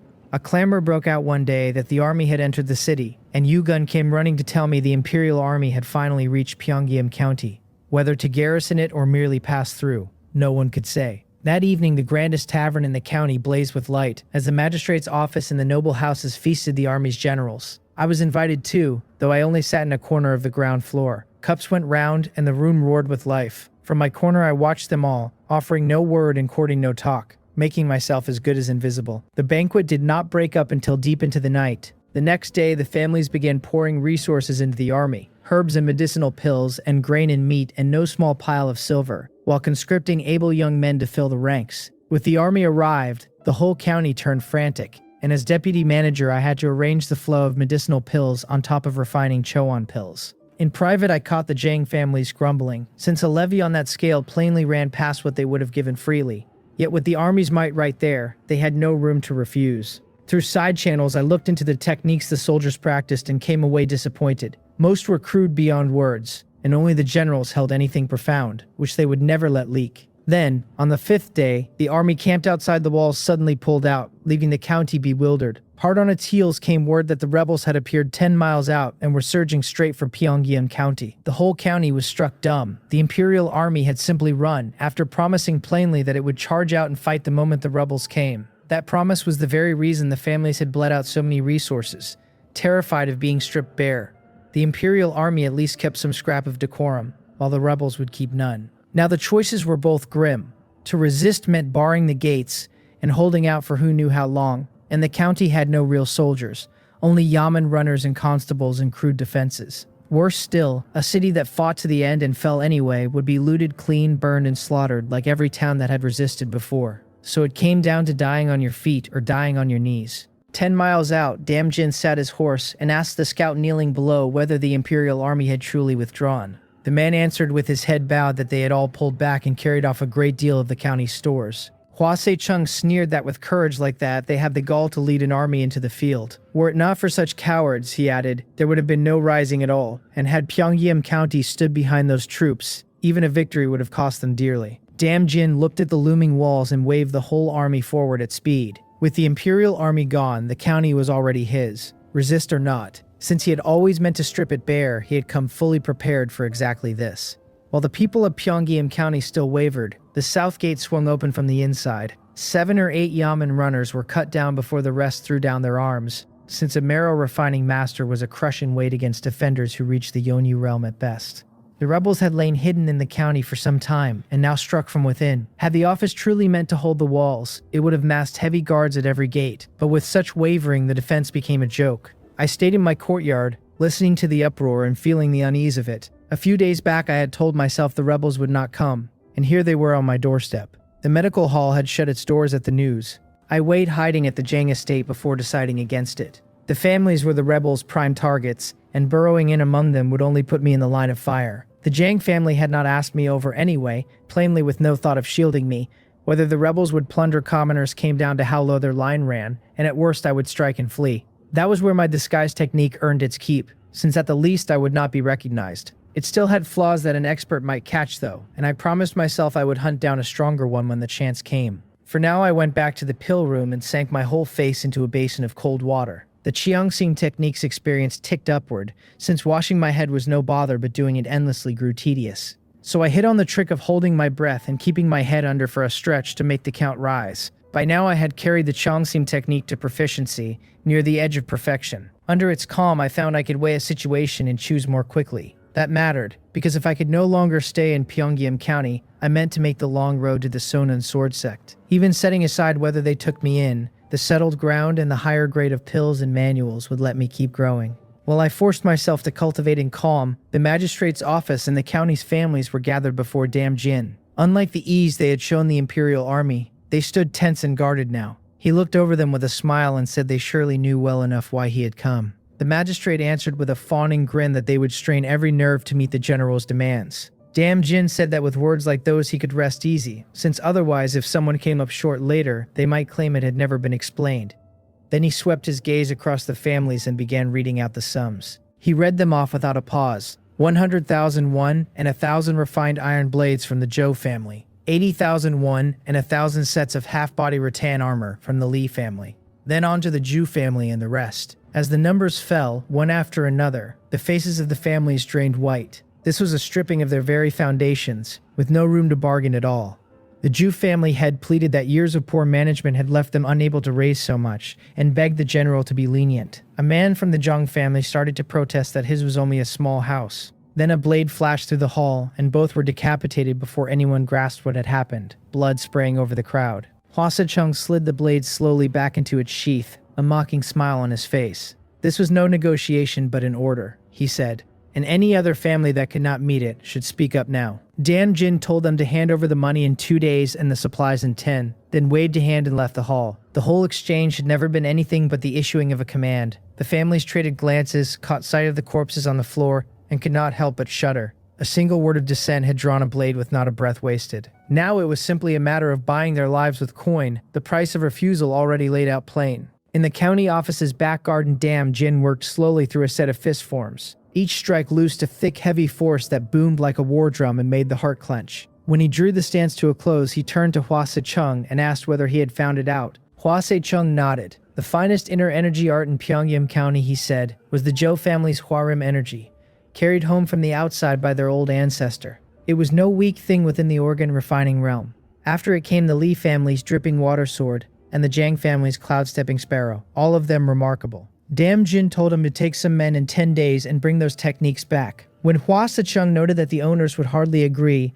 Dan Jin said to find a pretext and pull a few noble houses in with them, and someone would surely play the vanguard. A cruel smile crept over Hua Se-chung's face, since this was the work he loved most. The levies of money and supplies were only the first step. The second was to gnaw into the families and devour them whole, keeping resistance low while driving profit as high as it would go. He mentioned that some Greenwood men wished to join them and asked whether they should be taken in. Dan Jin, tipping a cup of tea into his mouth, said to do as he saw fit, and to send the secret manuals straight to him once they were in hand. Hua Se-chung cupped his hands and watched the general withdraw into the study, his eyes brimming with reverence. The next morning, the Jiang family came to me to refine Chowan pills. The rebels' demands on them ran to a huge weight of medicinal pills and grain beyond the silver. Having already been bled once by the Imperial Army, they had little left, so scraping it together inside 10 days had all but driven them into a corner. They were hardly alone in it, since every noble house in the county wore the same grim face. Set against a far stronger power,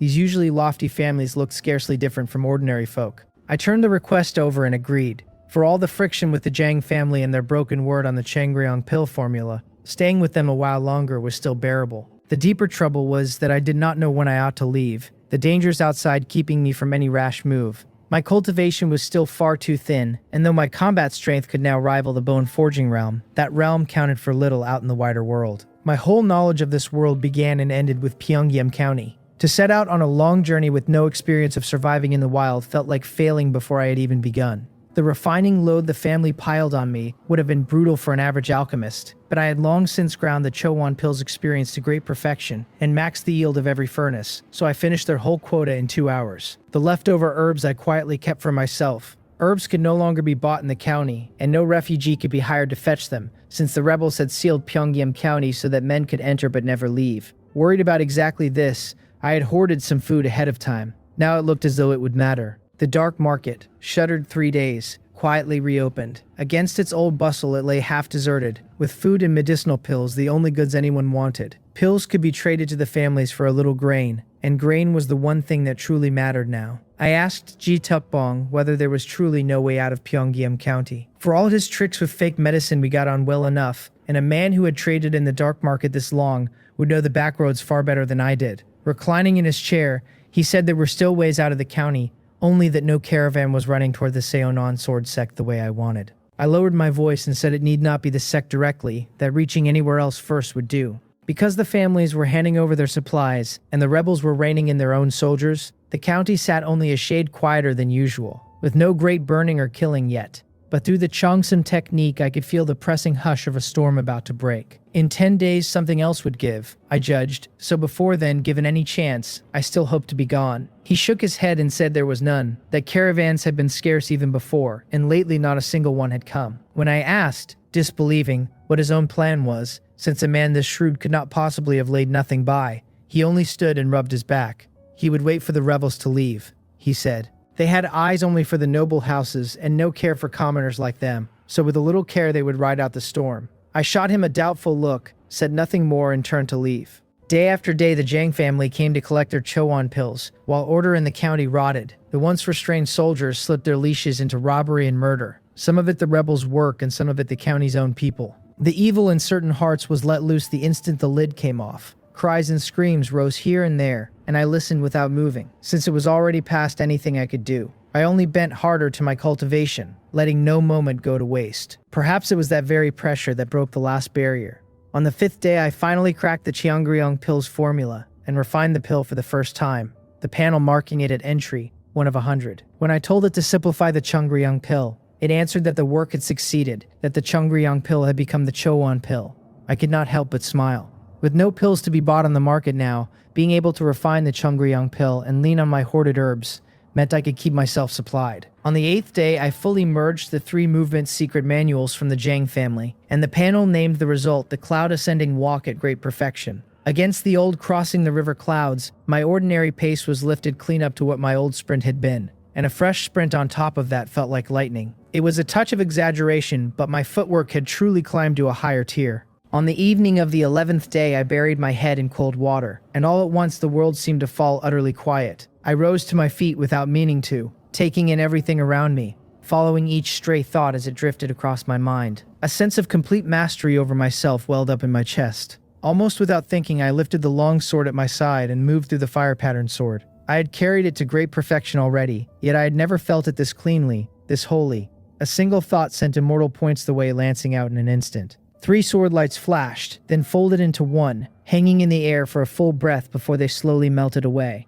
I stared at them in delight. I had loosed immortal points the way 3 times in a heartbeat, a thing wholly beyond me before, and yet done today. As I muttered the words 3 immortals sword to myself, a wave of dizziness broke over my head, and I had to catch myself against the wall. When it passed and I opened my eyes, the feeling of controlling everything had already gone. The panel showed the Cheongseam technique at great perfection, and I marveled that reaching that height had triggered a special state I had never expected. That command over my body and the world around me had been the kind of thing a man could lose himself in, yet its bounds were plain, its span short, and its after effects heavy, and only after resting a while did the dizziness ease off. Still, the state lifted my combat power in an obvious way, since the 3 immortals sword I had just used could serve as a new finishing move. It was a stroke recorded within the Sonon sword, but the manual I had come by was a damaged thing, whose explanations for half its moves read as pure gibberish. So the 3 immortal sword was in truth a move of my own making, and against immortal points the way it folded 3 strikes into 1 and struck far harder. It might pose a faint threat to a marrow-refining martial artist, faint being the word since my own inner force realm sat too low to fight enemies 2 realms above me with any ease.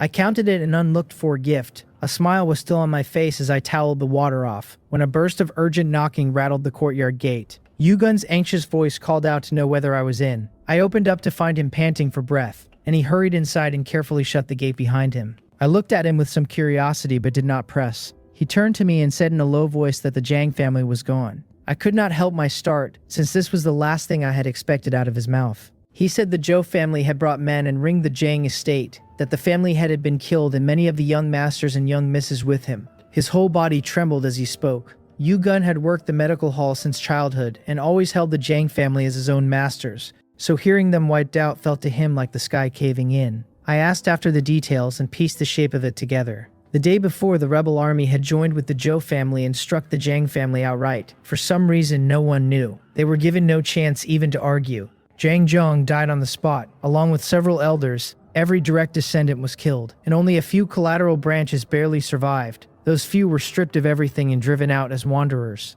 Nor was it the Jang family alone, since 2 other noble houses met the same end, swallowed by the rebels and rival families under one pretext or another. I muttered that they really were devouring the whole thing. Once the families had handed over their resources, the rebels had simply brought down the butcher's knife, uniting with houses inside the county to spread the losses thin. Those families, long full of old friction and grudges but usually restrained, would hardly let slip such a chance to fatten themselves on the flesh of their rivals after the bleeding they had just taken. Yugun asked with a pale face whether we would be caught up in it, the thing he plainly feared most. With the Jang family gone, might the Zhou family kill us all too? I told him that we only worked at the medical hall and were no direct descendants, so we should be fine. Even as I said it, I was not wholly sure. Common sense said the Zhou family would leave us be, and in this world there was precious little common sense to lean on. Right then, a hammering shook the door, and I opened it with a slight frown to find 3 men outside, one of them holding a portrait and glancing between it and my face. He asked whether I was Jinbi. I said I was, and asked who he might be, taking in the portrait as I did, which showed my own features rendered with genuine care. He named himself Zhou Ha and said the Cheongjong Medical Hall belonged to the Zhou family now. I was to come with him, since the family head wished to see us all of it edged with a little arrogance. I thought it over and nodded, thanking them for the trouble. With the Zhou family's aura at its peak, there was no cause to provoke them, and I wanted to learn for myself exactly what had happened. Seeing me so agreeable, Zhou Ha laughed and told me to take it easy, since an alchemist was still a thing of value to the Zhou residents.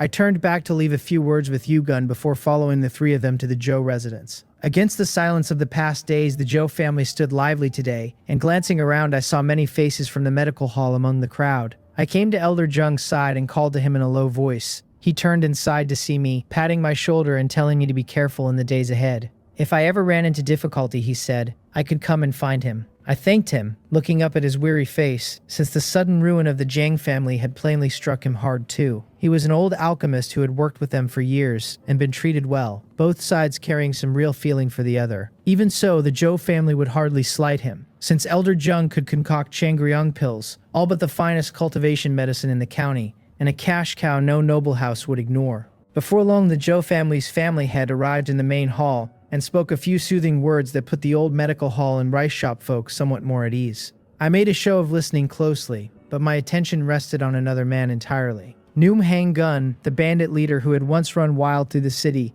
whom I had never dreamed to meet here, now sat as an honored guest of the Zhou family. It caught me off guard. I had no thought of hiding, since the face he had glimpsed back then was a false one, and now I was only a harmless skin-refining alchemist. Zhou Sung-gi said with a smile that he had heard Brother Noom was searching for someone, asked whether any clue had turned up of late, and offered the Zhou family's help without reserve. The night before, in the siege of the Zhang family, Nuing Hangun's strength had left Zhou Sung-gi in awe. His peak-bone forging cultivation joined to deep and exquisite technique marked him out even among the rebels. Nuing Hangun swept his eyes across the hall, asking whether the county held any other well-known experts above the bone forging realm, then drew his gaze back in disappointment. Zhou Sung-gi wondered whether Brother Nuong wanted someone to spar with, guessing he meant to sharpen himself for a coming breakthrough into the marrow refining realm. But Nuing Hangun's face turned cold, his eyes filling with a chilling malice, as he said he was looking for an enemy, the man who had killed his brother. Zhou Sung-gi asked loudly who could be so bold, and whether Brother Nuing had a portrait, offering to throw the whole of the Zhou family's manpower into hunting the scoundrel down. Nuing Hangun said he had been turning it over for a long while now. The man had surely learned the disguise technique, and the face he had seen that day must have been a fake. His brows knit deep, since this was the possibility that had lately taken shape in his mind. It was just as likely, though, that the man had already slipped out of Pyongyang County, which would explain why he had never been able to find him. Nuing Hangun had made up his mind that a certain man needed to die, whether to settle Ganriang's grudge or to claim that scrap of parchment. The trouble was the disguise technique the man wore, so seamless that no one could name his true face, which turned the whole hunt into a headache. Zhou Sung-gi turned the problem over and offered to introduce someone who might help, a man deeply versed in the art of seeing through a false face. When Nuing Hangun's interest sharpened and he asked who, Zhou Sung-gi named Hyung Munsang, the former head constable of Pyongyang County, and smiled as he said it. The Zhou family's banquet broke up soon after, and the guests drifted home. Nothing changed inside the North City Medical Hall, and I stayed on as its deputy manager. The Zhou family had no better hand to give the post to, and saw no reason to disturb what already ran smoothly. In their eyes, with the ruin of the Zhang family still fresh in every memory, not a soul in the county would dare slack off now. The days wore on, and against everyone's expectation, the rebel army did not pack up and leave Pyongyang County once it had bled us for supplies. It stayed. The county government survived in name only, and the rebels became the true power in Pyongyang County. The great families had assumed the rebels would move on before long, since this was only one detachment while the main force sat elsewhere. The rebels had seemed to come mostly to plunder stores and haul them back to the army. If the imperial court ever steadied itself elsewhere, a rebel band this size would be swept from the county with ease. Instead, the rebels dug in and began to take hold of everything in Pyongyang County. The gates opened and goods trickled through again. The shops lifted their shutters, and on the surface little looked different from before. Everyone knew better.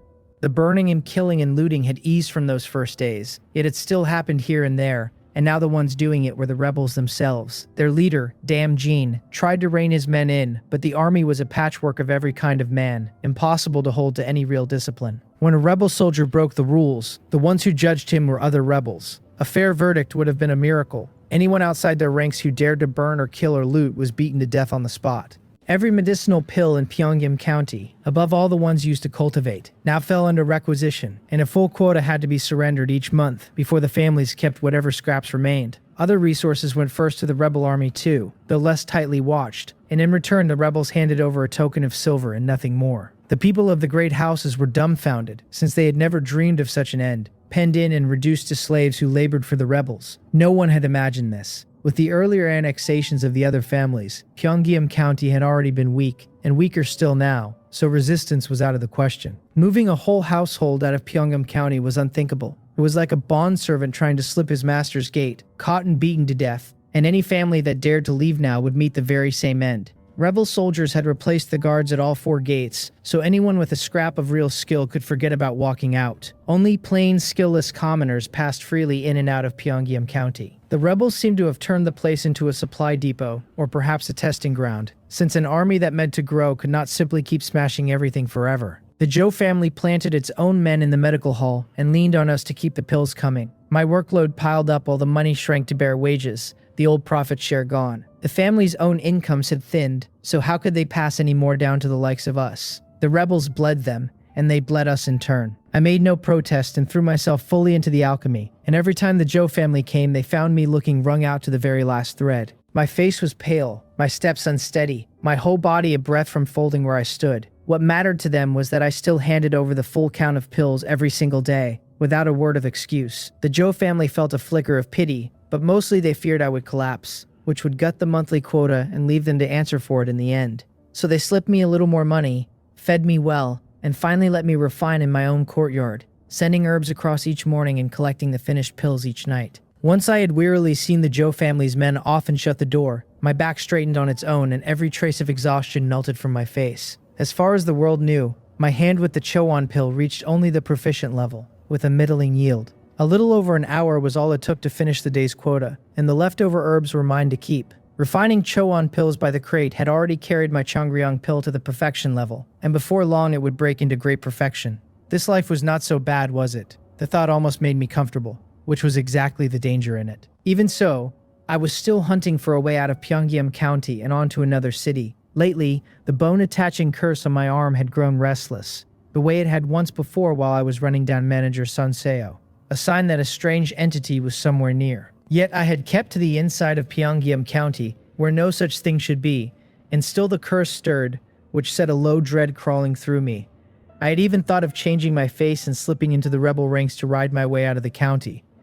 But the rebels never left, and that plan died where it stood. In the dark market, I put the question to Ji Duk-bong, whether the strange entities beyond the walls had grown thicker of late. He nodded and admitted the last while had felt wrong, that he could no longer even hire refugees to forage outside the city. That was partly for the money the families now threw around, and partly because too many people had grown afraid of Pyongyang Mountain. The rebels had marched into the mountains several times and come back with nothing. I said in a low voice that if this held, something bad was coming. He thought a moment, then told me some people were organizing a way out of Pyongyang County, and that he would send word to me when the time came. When I asked the price, he warned me it would not be cheap, that I would pay on the spot and most likely be fleeced, so I had best steel myself for it in advance. I agreed, and a knot in me loosened. As long as I could leave, the money hardly mattered, and travel fare was one thing I could cover well enough.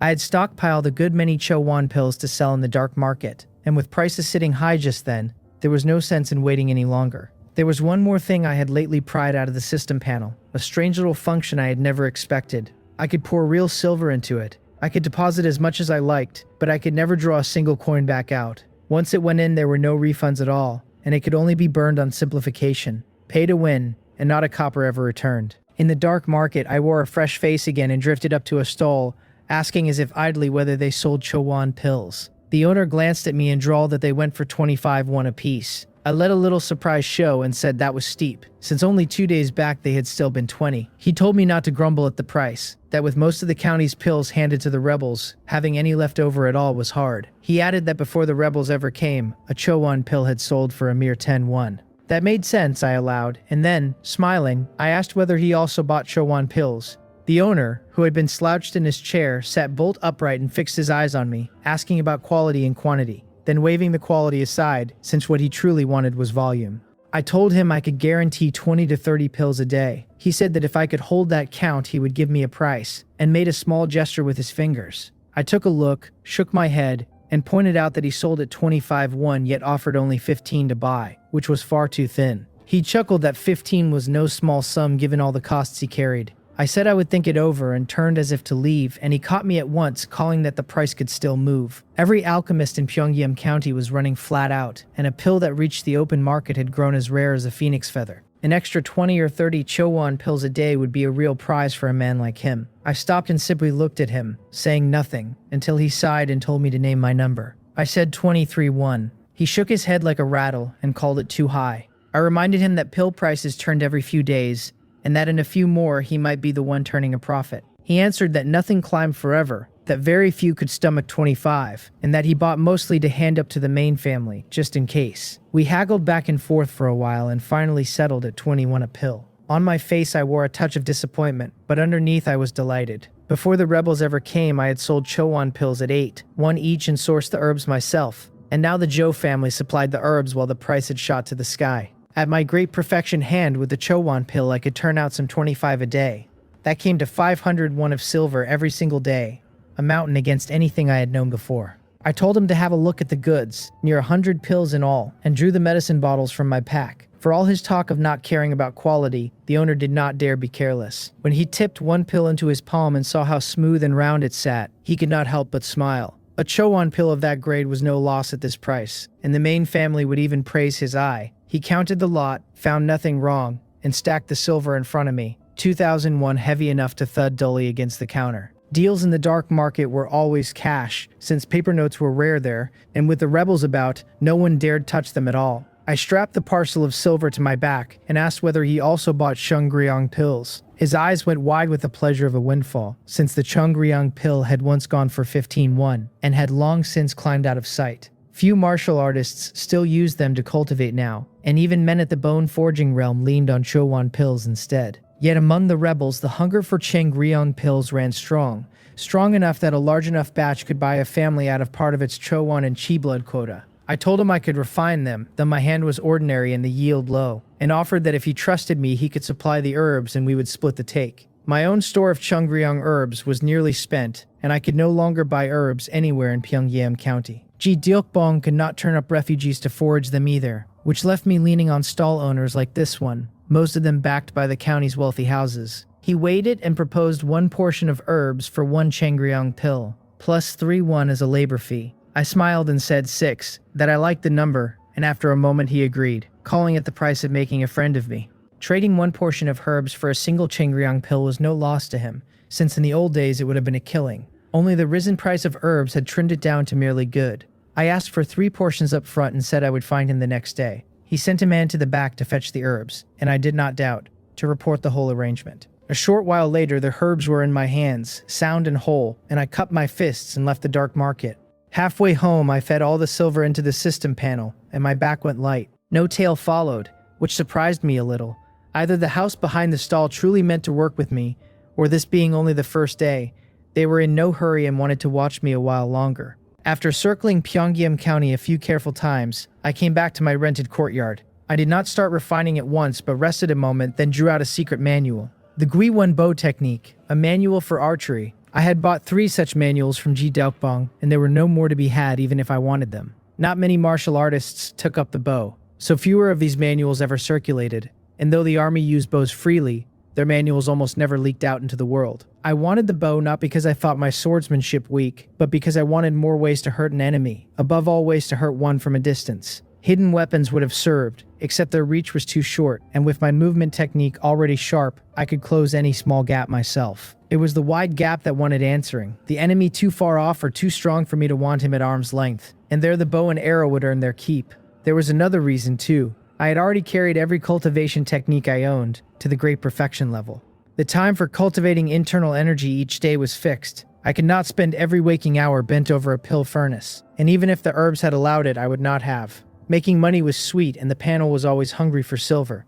Yet all of it served one end, my own strength, and I could not put the cart before the horse. Grinding proficiency and watching my power inch upward had become a part of me by now, a habit I simply could not shake. The panel found the Gui-Won archery and asked for 1-1 of silver to simplify it. When I willed it, the simplification took hold and turned the Gui-Won archery into, of all things, mixed noodles. Another result I never saw coming. I blinked and wondered what an archery style could possibly share with a bowl of noodles, unless it was that both came down to a single strand. Then again, noodles were not sinew. I grinned and rummaged through my food stores but turned up none, though that was easy enough to fix, since I could simply have the Joe family send some over the next day. In their eyes, I was a golden goose just then, and a request for a little flour would never be refused. Unable to grind the archery for the moment, I took out the Cheongryong herbs I had been given. The pill's proficiency still sat short of great perfection, a few days off by my guess, but refining it gave me no trouble at all now, and the yield ran high. I could pull at least 2 Cheongryong pills from a batch these days, 3 on a lucky one. That made the dark market bargain. 1 portion of herbs for 1 pill plus 6-1, a fat deal for me. Mastering a technique was the same as holding the key to a strongbox, and the higher the technique, the more silver waited behind that door. An alchemist stuck at the proficient level would truly draw 1 pill per batch and earn only that hard little fee, while I skimmed the difference off the top. The next afternoon, once the Joe family heard my request, they sent over a whole crate of noodles, mixing noodles, refining pills, cultivating internal strength. My days filled to the seam all over again, and through it all I waited on word from Jidukbong. Because the entities had stirred, the rebel army began mustering more often to march into Pyongyang Mountain, as though they truly meant to set the county in order. Perhaps their efforts told, since the supernatural entities on the mountain slowly thinned and no longer came boiling out to kill as thickly as they had at the start. The people of Pyongyang County warmed a little toward the rebels after that, since ordinary folk feared those entities above all else. I found no comfort in it, because the bone-attaching curse on my arm had not eased its stirring, and as the days passed it was slowly growing stronger. I would have reported the thing gladly, except my word carried no weight, and I had not a shred of proof, and no rebel was ever going to believe a lowly alchemist. In the courtyard, an arrow of mine shattered a little wooden stick that hung swaying from a branch. I lowered the longbow, having carried the Gwiwan archery to great perfection with almost no effort at all. As for the mixing of noodles, nothing said how much I had to mix at once, so I did it 1 strand at a time. And that single crate maxed the proficiency clean out. I had simply eaten far too much noodle of late, and a touch too salty at that. The power of the style itself was nothing special, which stood to reason from its 1-1 price.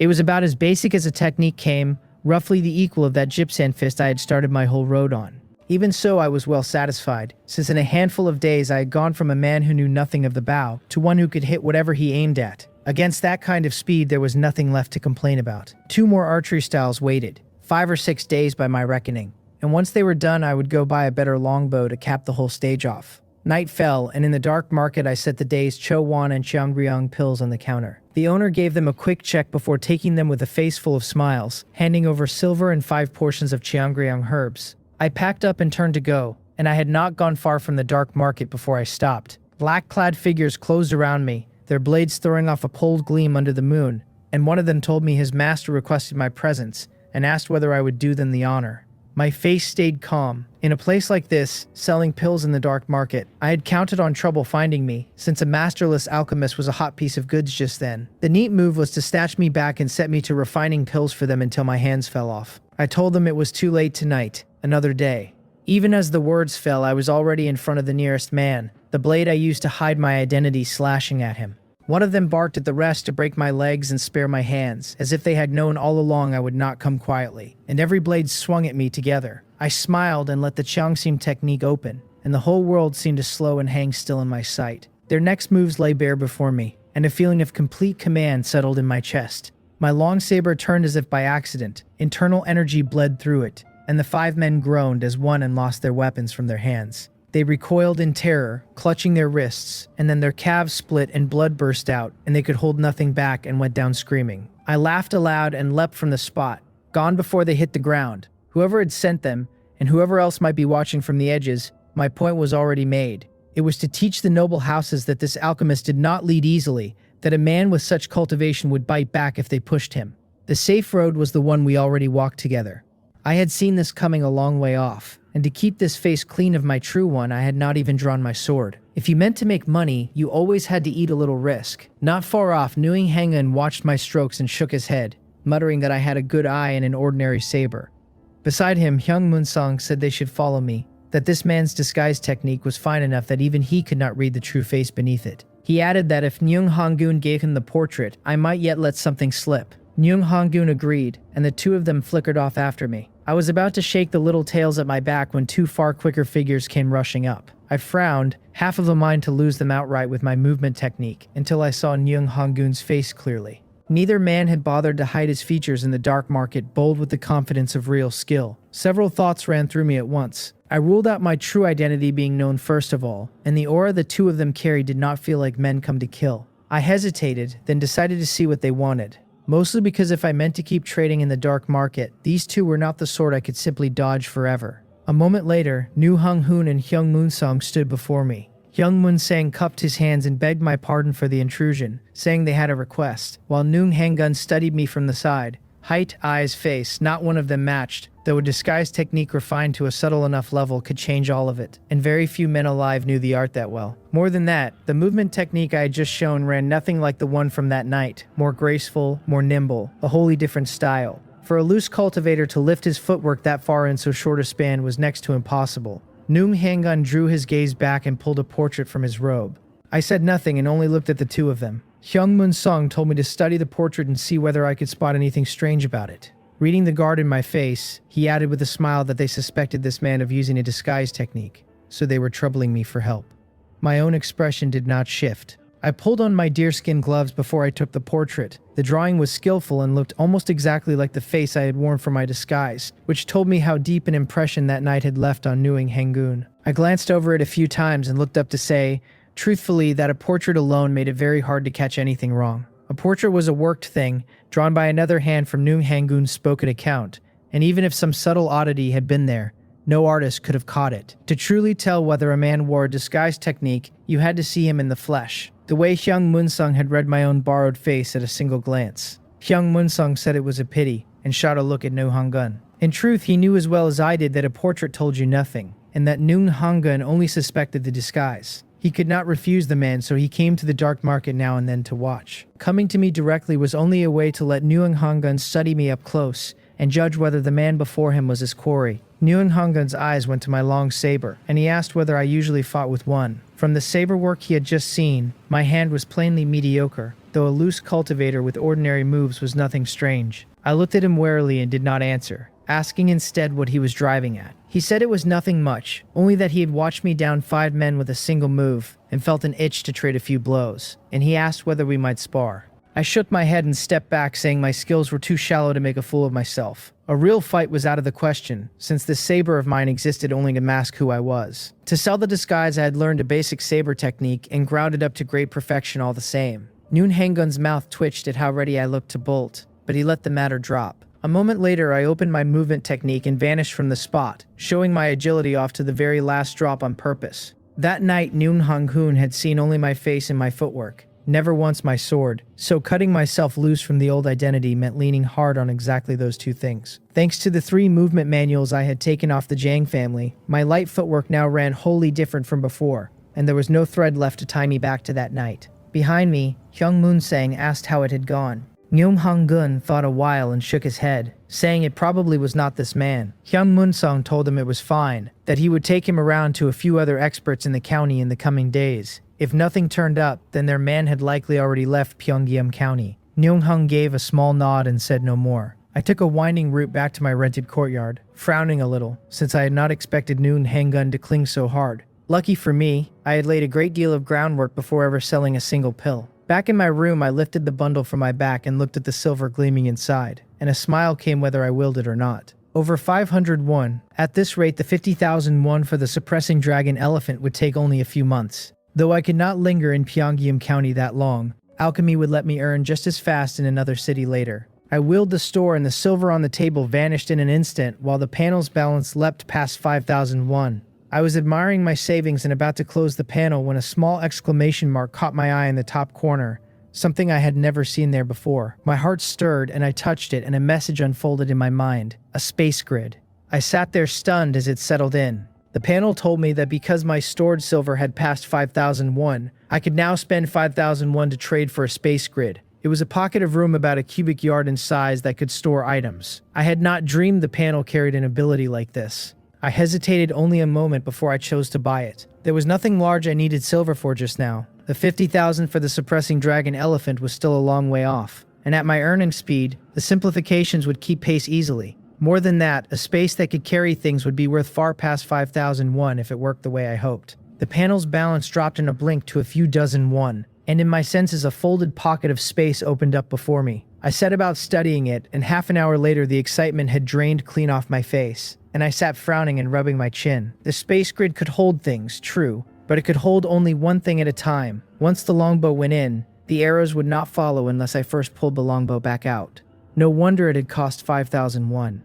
I paced the room, turning the panel's description over and over, then stopped and walked into the kitchen. I looked at a whole sack of rice and guided it with my mind. In the next instant, it was gone from the floor and sitting inside the space grid. I called it back, opened the sack, and there were the pale grains inside. Then I tried to move the open sack the same way, and the guidance simply failed. So as long as I wrapped a thing up, the grid counted it as one item. I gathered the pots and bowls and ladles into a sack, cinched it tight, and in a blink the whole bundle dropped into the space grid. So it could be done this way after all. I could not help laughing, though hauling a whole sack in and out was still clumsy. I thought it over, and my eyes lit. Early the next morning, once I had taken in the herbs the Joe family delivered, I went out. Against the bustle it used to hold, Pyongyang County looked half dead now. People hurrying their errands and rushing home, none of them daring to linger in the streets. Stranger still, almost all of them were men, with hardly a woman anywhere in sight. Thinking of what the rebels had been doing, I let out a slow breath. Winding through a few alleys, I came to a carpenter's shop and ordered a cabinet near a cubic yard in size. It was split into a great many compartments, each fitted with a drawer or a little door. The carpenter said it was no hard job,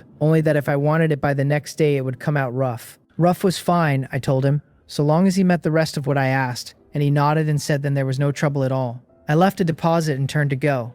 Whether the idea behind the cabinet would actually work I would only know once I tested it the next day.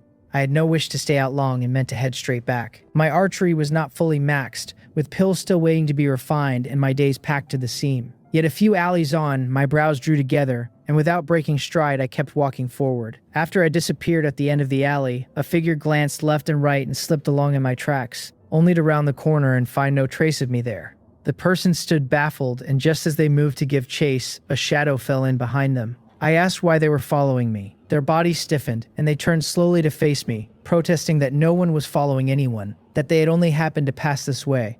I did not bother answering that. I studied the figure a moment, and my brows rose on their own as I said the name Dan Yang and asked why it was her. She blurted out asking how I had recognized her, then clapped a hand over her mouth, her face gone vexed. I asked what she wanted with me. Whoever had disguised her had a poor hand at it, and since her figure had not changed at all, I had seen through the flaws at once. Sore at her own slip, Dan Hyang answered my question with a prickly tone, asking whether I still owned up to the cultivation the Jiang family had given me. Cultivation, I thought, and stalled. Before the Jiang family fell, the two of us had been partners at best, and they had even cheated me out of a Chongryong pill formula. The technique rewards I earned afterward had all been traded for merit. If I stretched the word, there was something to it since back then I had drawn a daily portion of Chowan herbs to practice my alchemy on. I asked in a low voice whether eldest Miss Jiang Sanam had sent her. I had lately learned a fair bit about how the Jiang family came to ruin. Though most of its direct line had died, some had caught word and slipped away in time, eldest Miss Jiang Sanam among them. Even now the Zhou family wanted the surviving Jiang heirs dead, but the ones they hunted had already left Pyongyang County, and no chance to reach them had come. Dan Young told me the young miss had long since left the county and asked what I was thinking, her gaze sliding away as she said it. I sighed a little. With the way she was behaving, even a clean errand would have looked crooked, though it was mostly that I had seen through her disguise first. If everyone gathered around eldest Miss Jiang Sanam was cut like this, their odds of accomplishing anything ran thin. None of it was my concern in any case, since I had no wish to be drawn in. There was little left in Jiang Sanam's hands that I would want, and the one internal strength cultivation technique she held would surely never come to me. Dan Yang looked up and said they needed some detoxification pills and healing pills, that I knew how to refine both kinds. I thought a moment and answered that the Zhou family loaded me down every day and left me little spare time, so I could offer only a small amount of each. She smiled and said any amount at all would show my good faith. When I asked how she would supply the herbs, she told me they had none and asked whether I could find a way to gather some. My eyes widened a fraction. These people wanted something out of nothing. I had already agreed to refine for them, and now they would not even bring the herbs. The medicine shops sold none, and they surely did not expect me to go begging the Zhou family for the stuff. I wondered whether I had been too soft-hearted, and whether eldest Miss Jiang Sanam's people took me for a fool. I cupped my hands, said it seemed I could not help with this favor after all, and turned to leave. Behind me Dan Yang shouted that I was an ungrateful wretch. My steps did not slow and I only smiled at the absurdity of it, since with certain people there was simply no reasoning to be had. because they lived forever inside their own world. Back at the courtyard, I refined and practiced in ground proficiency as on any other day. When night came, I did not go to the dark market but held on to the pills, mostly for fear of crossing Nuonhangan again. Something about the man struck me as cold to the bone, sinister, the kind there was no guessing at. Though he did not suspect me for now, I judged it wiser to play safe, since holding the pills a few days before selling would cost me nothing. Early the next morning, I collected the custom cabinet from the carpenter and paid a little extra to have it carried to my door. Once the man had gone, I opened a few of its drawers, packed in some medicine bottles and herbs, and slid them shut without leaving a gap. A little nervous, I pulled at the cabinet with my mind, and in the next instant the whole thing vanished into the space grid. It worked. The first step done. Then, reaching into the grid with my thought, I eased one of the cabinet's drawer appeared in my hand. Good. The thing I had pictured had come true. By cracking a drawer open, I let the space grid judge that a new thing had appeared, and then I chose to leave the grid holding just that one item. It was a tangle to explain, and a single thought to do. I still could not put the herbs back unless I summoned the whole cabinet out to set them inside, so it was a fair way short of a true store anything space. Yet I was content, since under my design the grid could already hold a great deal. I called the cabinet out and filled its drawers with the things I would rather no one saw, sorted so I knew exactly what sat in each. I even carved out a larger space for my bow and arrows. I would never again fret over having too many pills and nowhere to keep them. Half an hour later, a man of the Joe family arrived. Joe Ha looked at me and said in a heavy voice that Elder Young had been gravely hurt and would not be refining Cheongryung pills for some time. So the pill quota falling to me would grow heavier, and if I had any requests I should name them and he would carry them back. I did not lead with my own requests. I asked instead how Elder Young had come to be so badly hurt. Joe Ha said a group of men had stormed the Elder's home, and that for all the guards there they had barely managed to keep him alive. He ground his teeth, still not knowing who had done it, though the Joe family was digging hard and would strike back without mercy the moment they found a thread. I held my tongue, but the thought that flashed through me was of eldest Miss Jang Sanam and her people.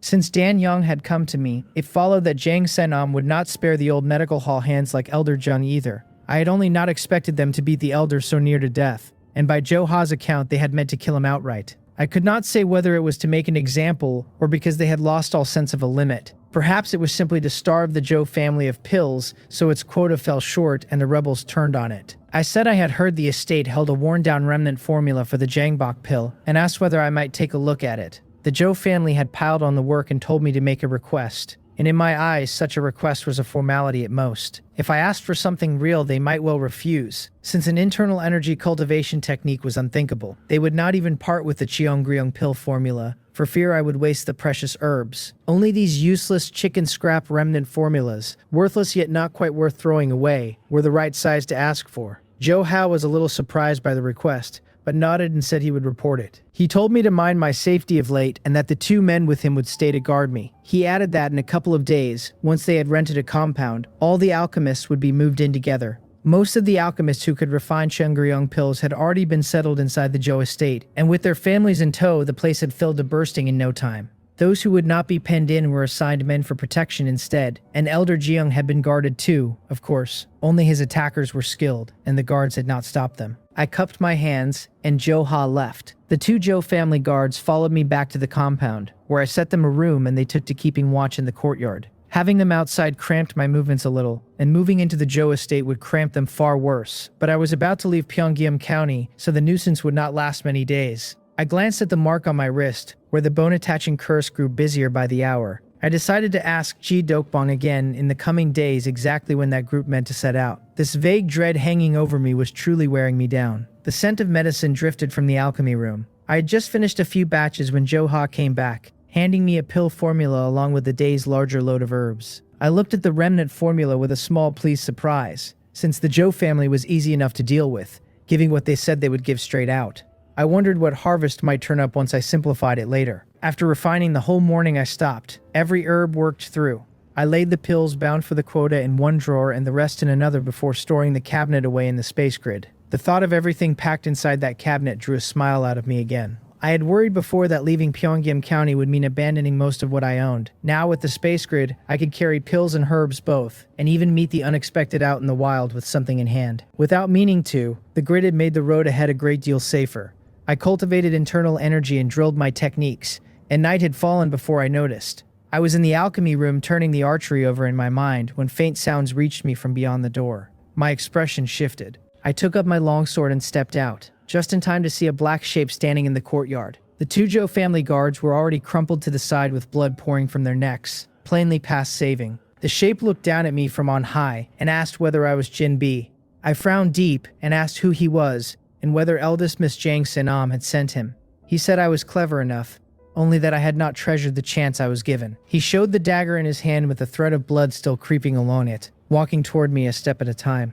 Watching him, I could only sigh inwardly, because I would not help. Jang Senam had begun killing, and she had begun with the old medical hall people, so that they had fallen before the Joe family's own even died.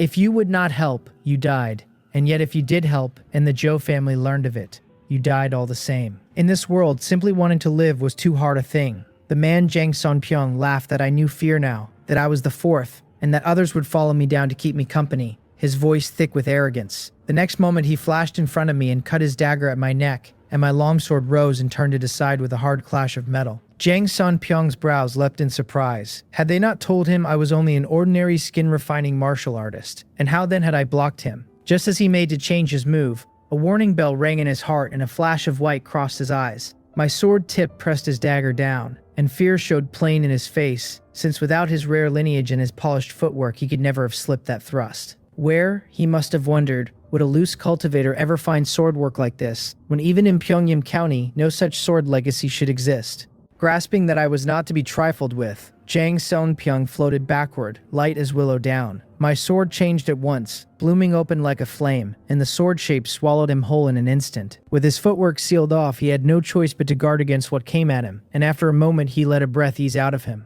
The sword work was extraordinary, yes, but it sat inside a range he could bear, and so long as he watched for that one bolt-from-nowhere strike, nothing else here could touch him. In the blink of a few breaths, we traded dozens of moves, and I came away with a fuller sense of just where my strength stood. Immortal Points the Way was still a fearsome killing stroke, but against a true bone-forging expert, a sneak strike that missed was easy enough to fend off. It was one move with nothing behind it, exactly as Jang Sonpyeong had blocked it and been fine.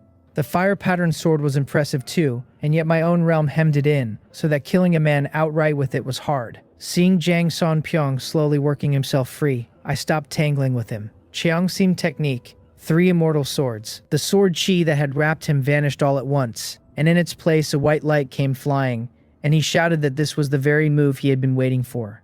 Thinking I had spent the last of my tricks, he threw his dagger up to block in front, meaning to ride the shock of the clash away. Having seen my handful of opening moves, he half believed that in a long grind he would be the one left standing. The next moment the white light was gone, and I drew the sword back and stood still. Jang Sonpyeong stared at me blankly, then staggered a step backward. A great hole opened where his heart had been. His dagger had never blocked that stroke at all. He looked at me and murmured that it was good sword work, and then he fell, and the soil beneath him drank the blood dark. I muttered to myself that I had thought the 3 immortal swords could handle the marrow refining realm, and that I had plainly been a touch too hopeful. Without a real fight, judgment alone left wide gaps between what you guessed and what was true. Gan Riang and Jang Sonpyeong had both stood at the bone-forging realm, and yet their fighting strength had been worlds apart. Never take an enemy lightly, or one day you will not live to see the next one, because you will already be dead. I looked over the wreck of the courtyard and the bodies on the ground, and my plan had come apart. When the Zhou family arrived the next day, I would have no way to explain it, since no one would swallow that these 3 had killed one another. The neck wounds on the 2 guards were too clean, cut down without the smallest resistance. This face of mine could not be worn any longer. I sighed, gathered the 3 corpses and dumped them in another abandoned, empty courtyard. Jang Sonpyeong had carried some silver, but not the secret manual I had imagined on him. His legacy was clearly something rare, and he had simply not given me the chance to take his cultivation technique for my own. I went back to the room, stuffed everything I needed into the wooden cabinet, and sank the cabinet into the space grid. Then I changed my face and made for the dark market. Ji Deokbong caught sight of me the moment I appeared, and hurried me into the back room, saying in a low voice that he had been about to look for me. The group would gather at the wind-moving stone at the Dragon Hour 3 days from now, and they would not wait on latecomers, so I was not to be late. Before I had even asked, the word I needed had come to me, and a smile rose whether I wanted it or not. I was finally leaving Pyongyang County. My own limit had been 7 days, and if no news of a way out had reached me inside 7, I would have gone on my own. I had not dared before, but now, with the space grid to carry so much for me, I had that much more nerve. More than any of it, the mark of the bone-attaching curse sat in my throat like a fishbone. Knowing something was bound to go wrong, the only sane thing was to run as far from it as I could. Ji Deokbong pressed the time on me once more before I left, and I waved a hand and walked out. After circling a few dark corners of the dark market and changing my face yet again, I came to the stall that bought my pills. The owner lit up with joy at the sight of me, since I had not shown for 2 days and the wait had left him too restless to eat. He felt as though his supply were about to be cut off at the root. He had spent those days cursing the ones testing him, and now that I had finally turned up, he let a long breath go. I nodded to him and drew the pills from my parcel, and a quarter of an hour later the trade was done and my pack held over 1,001 more.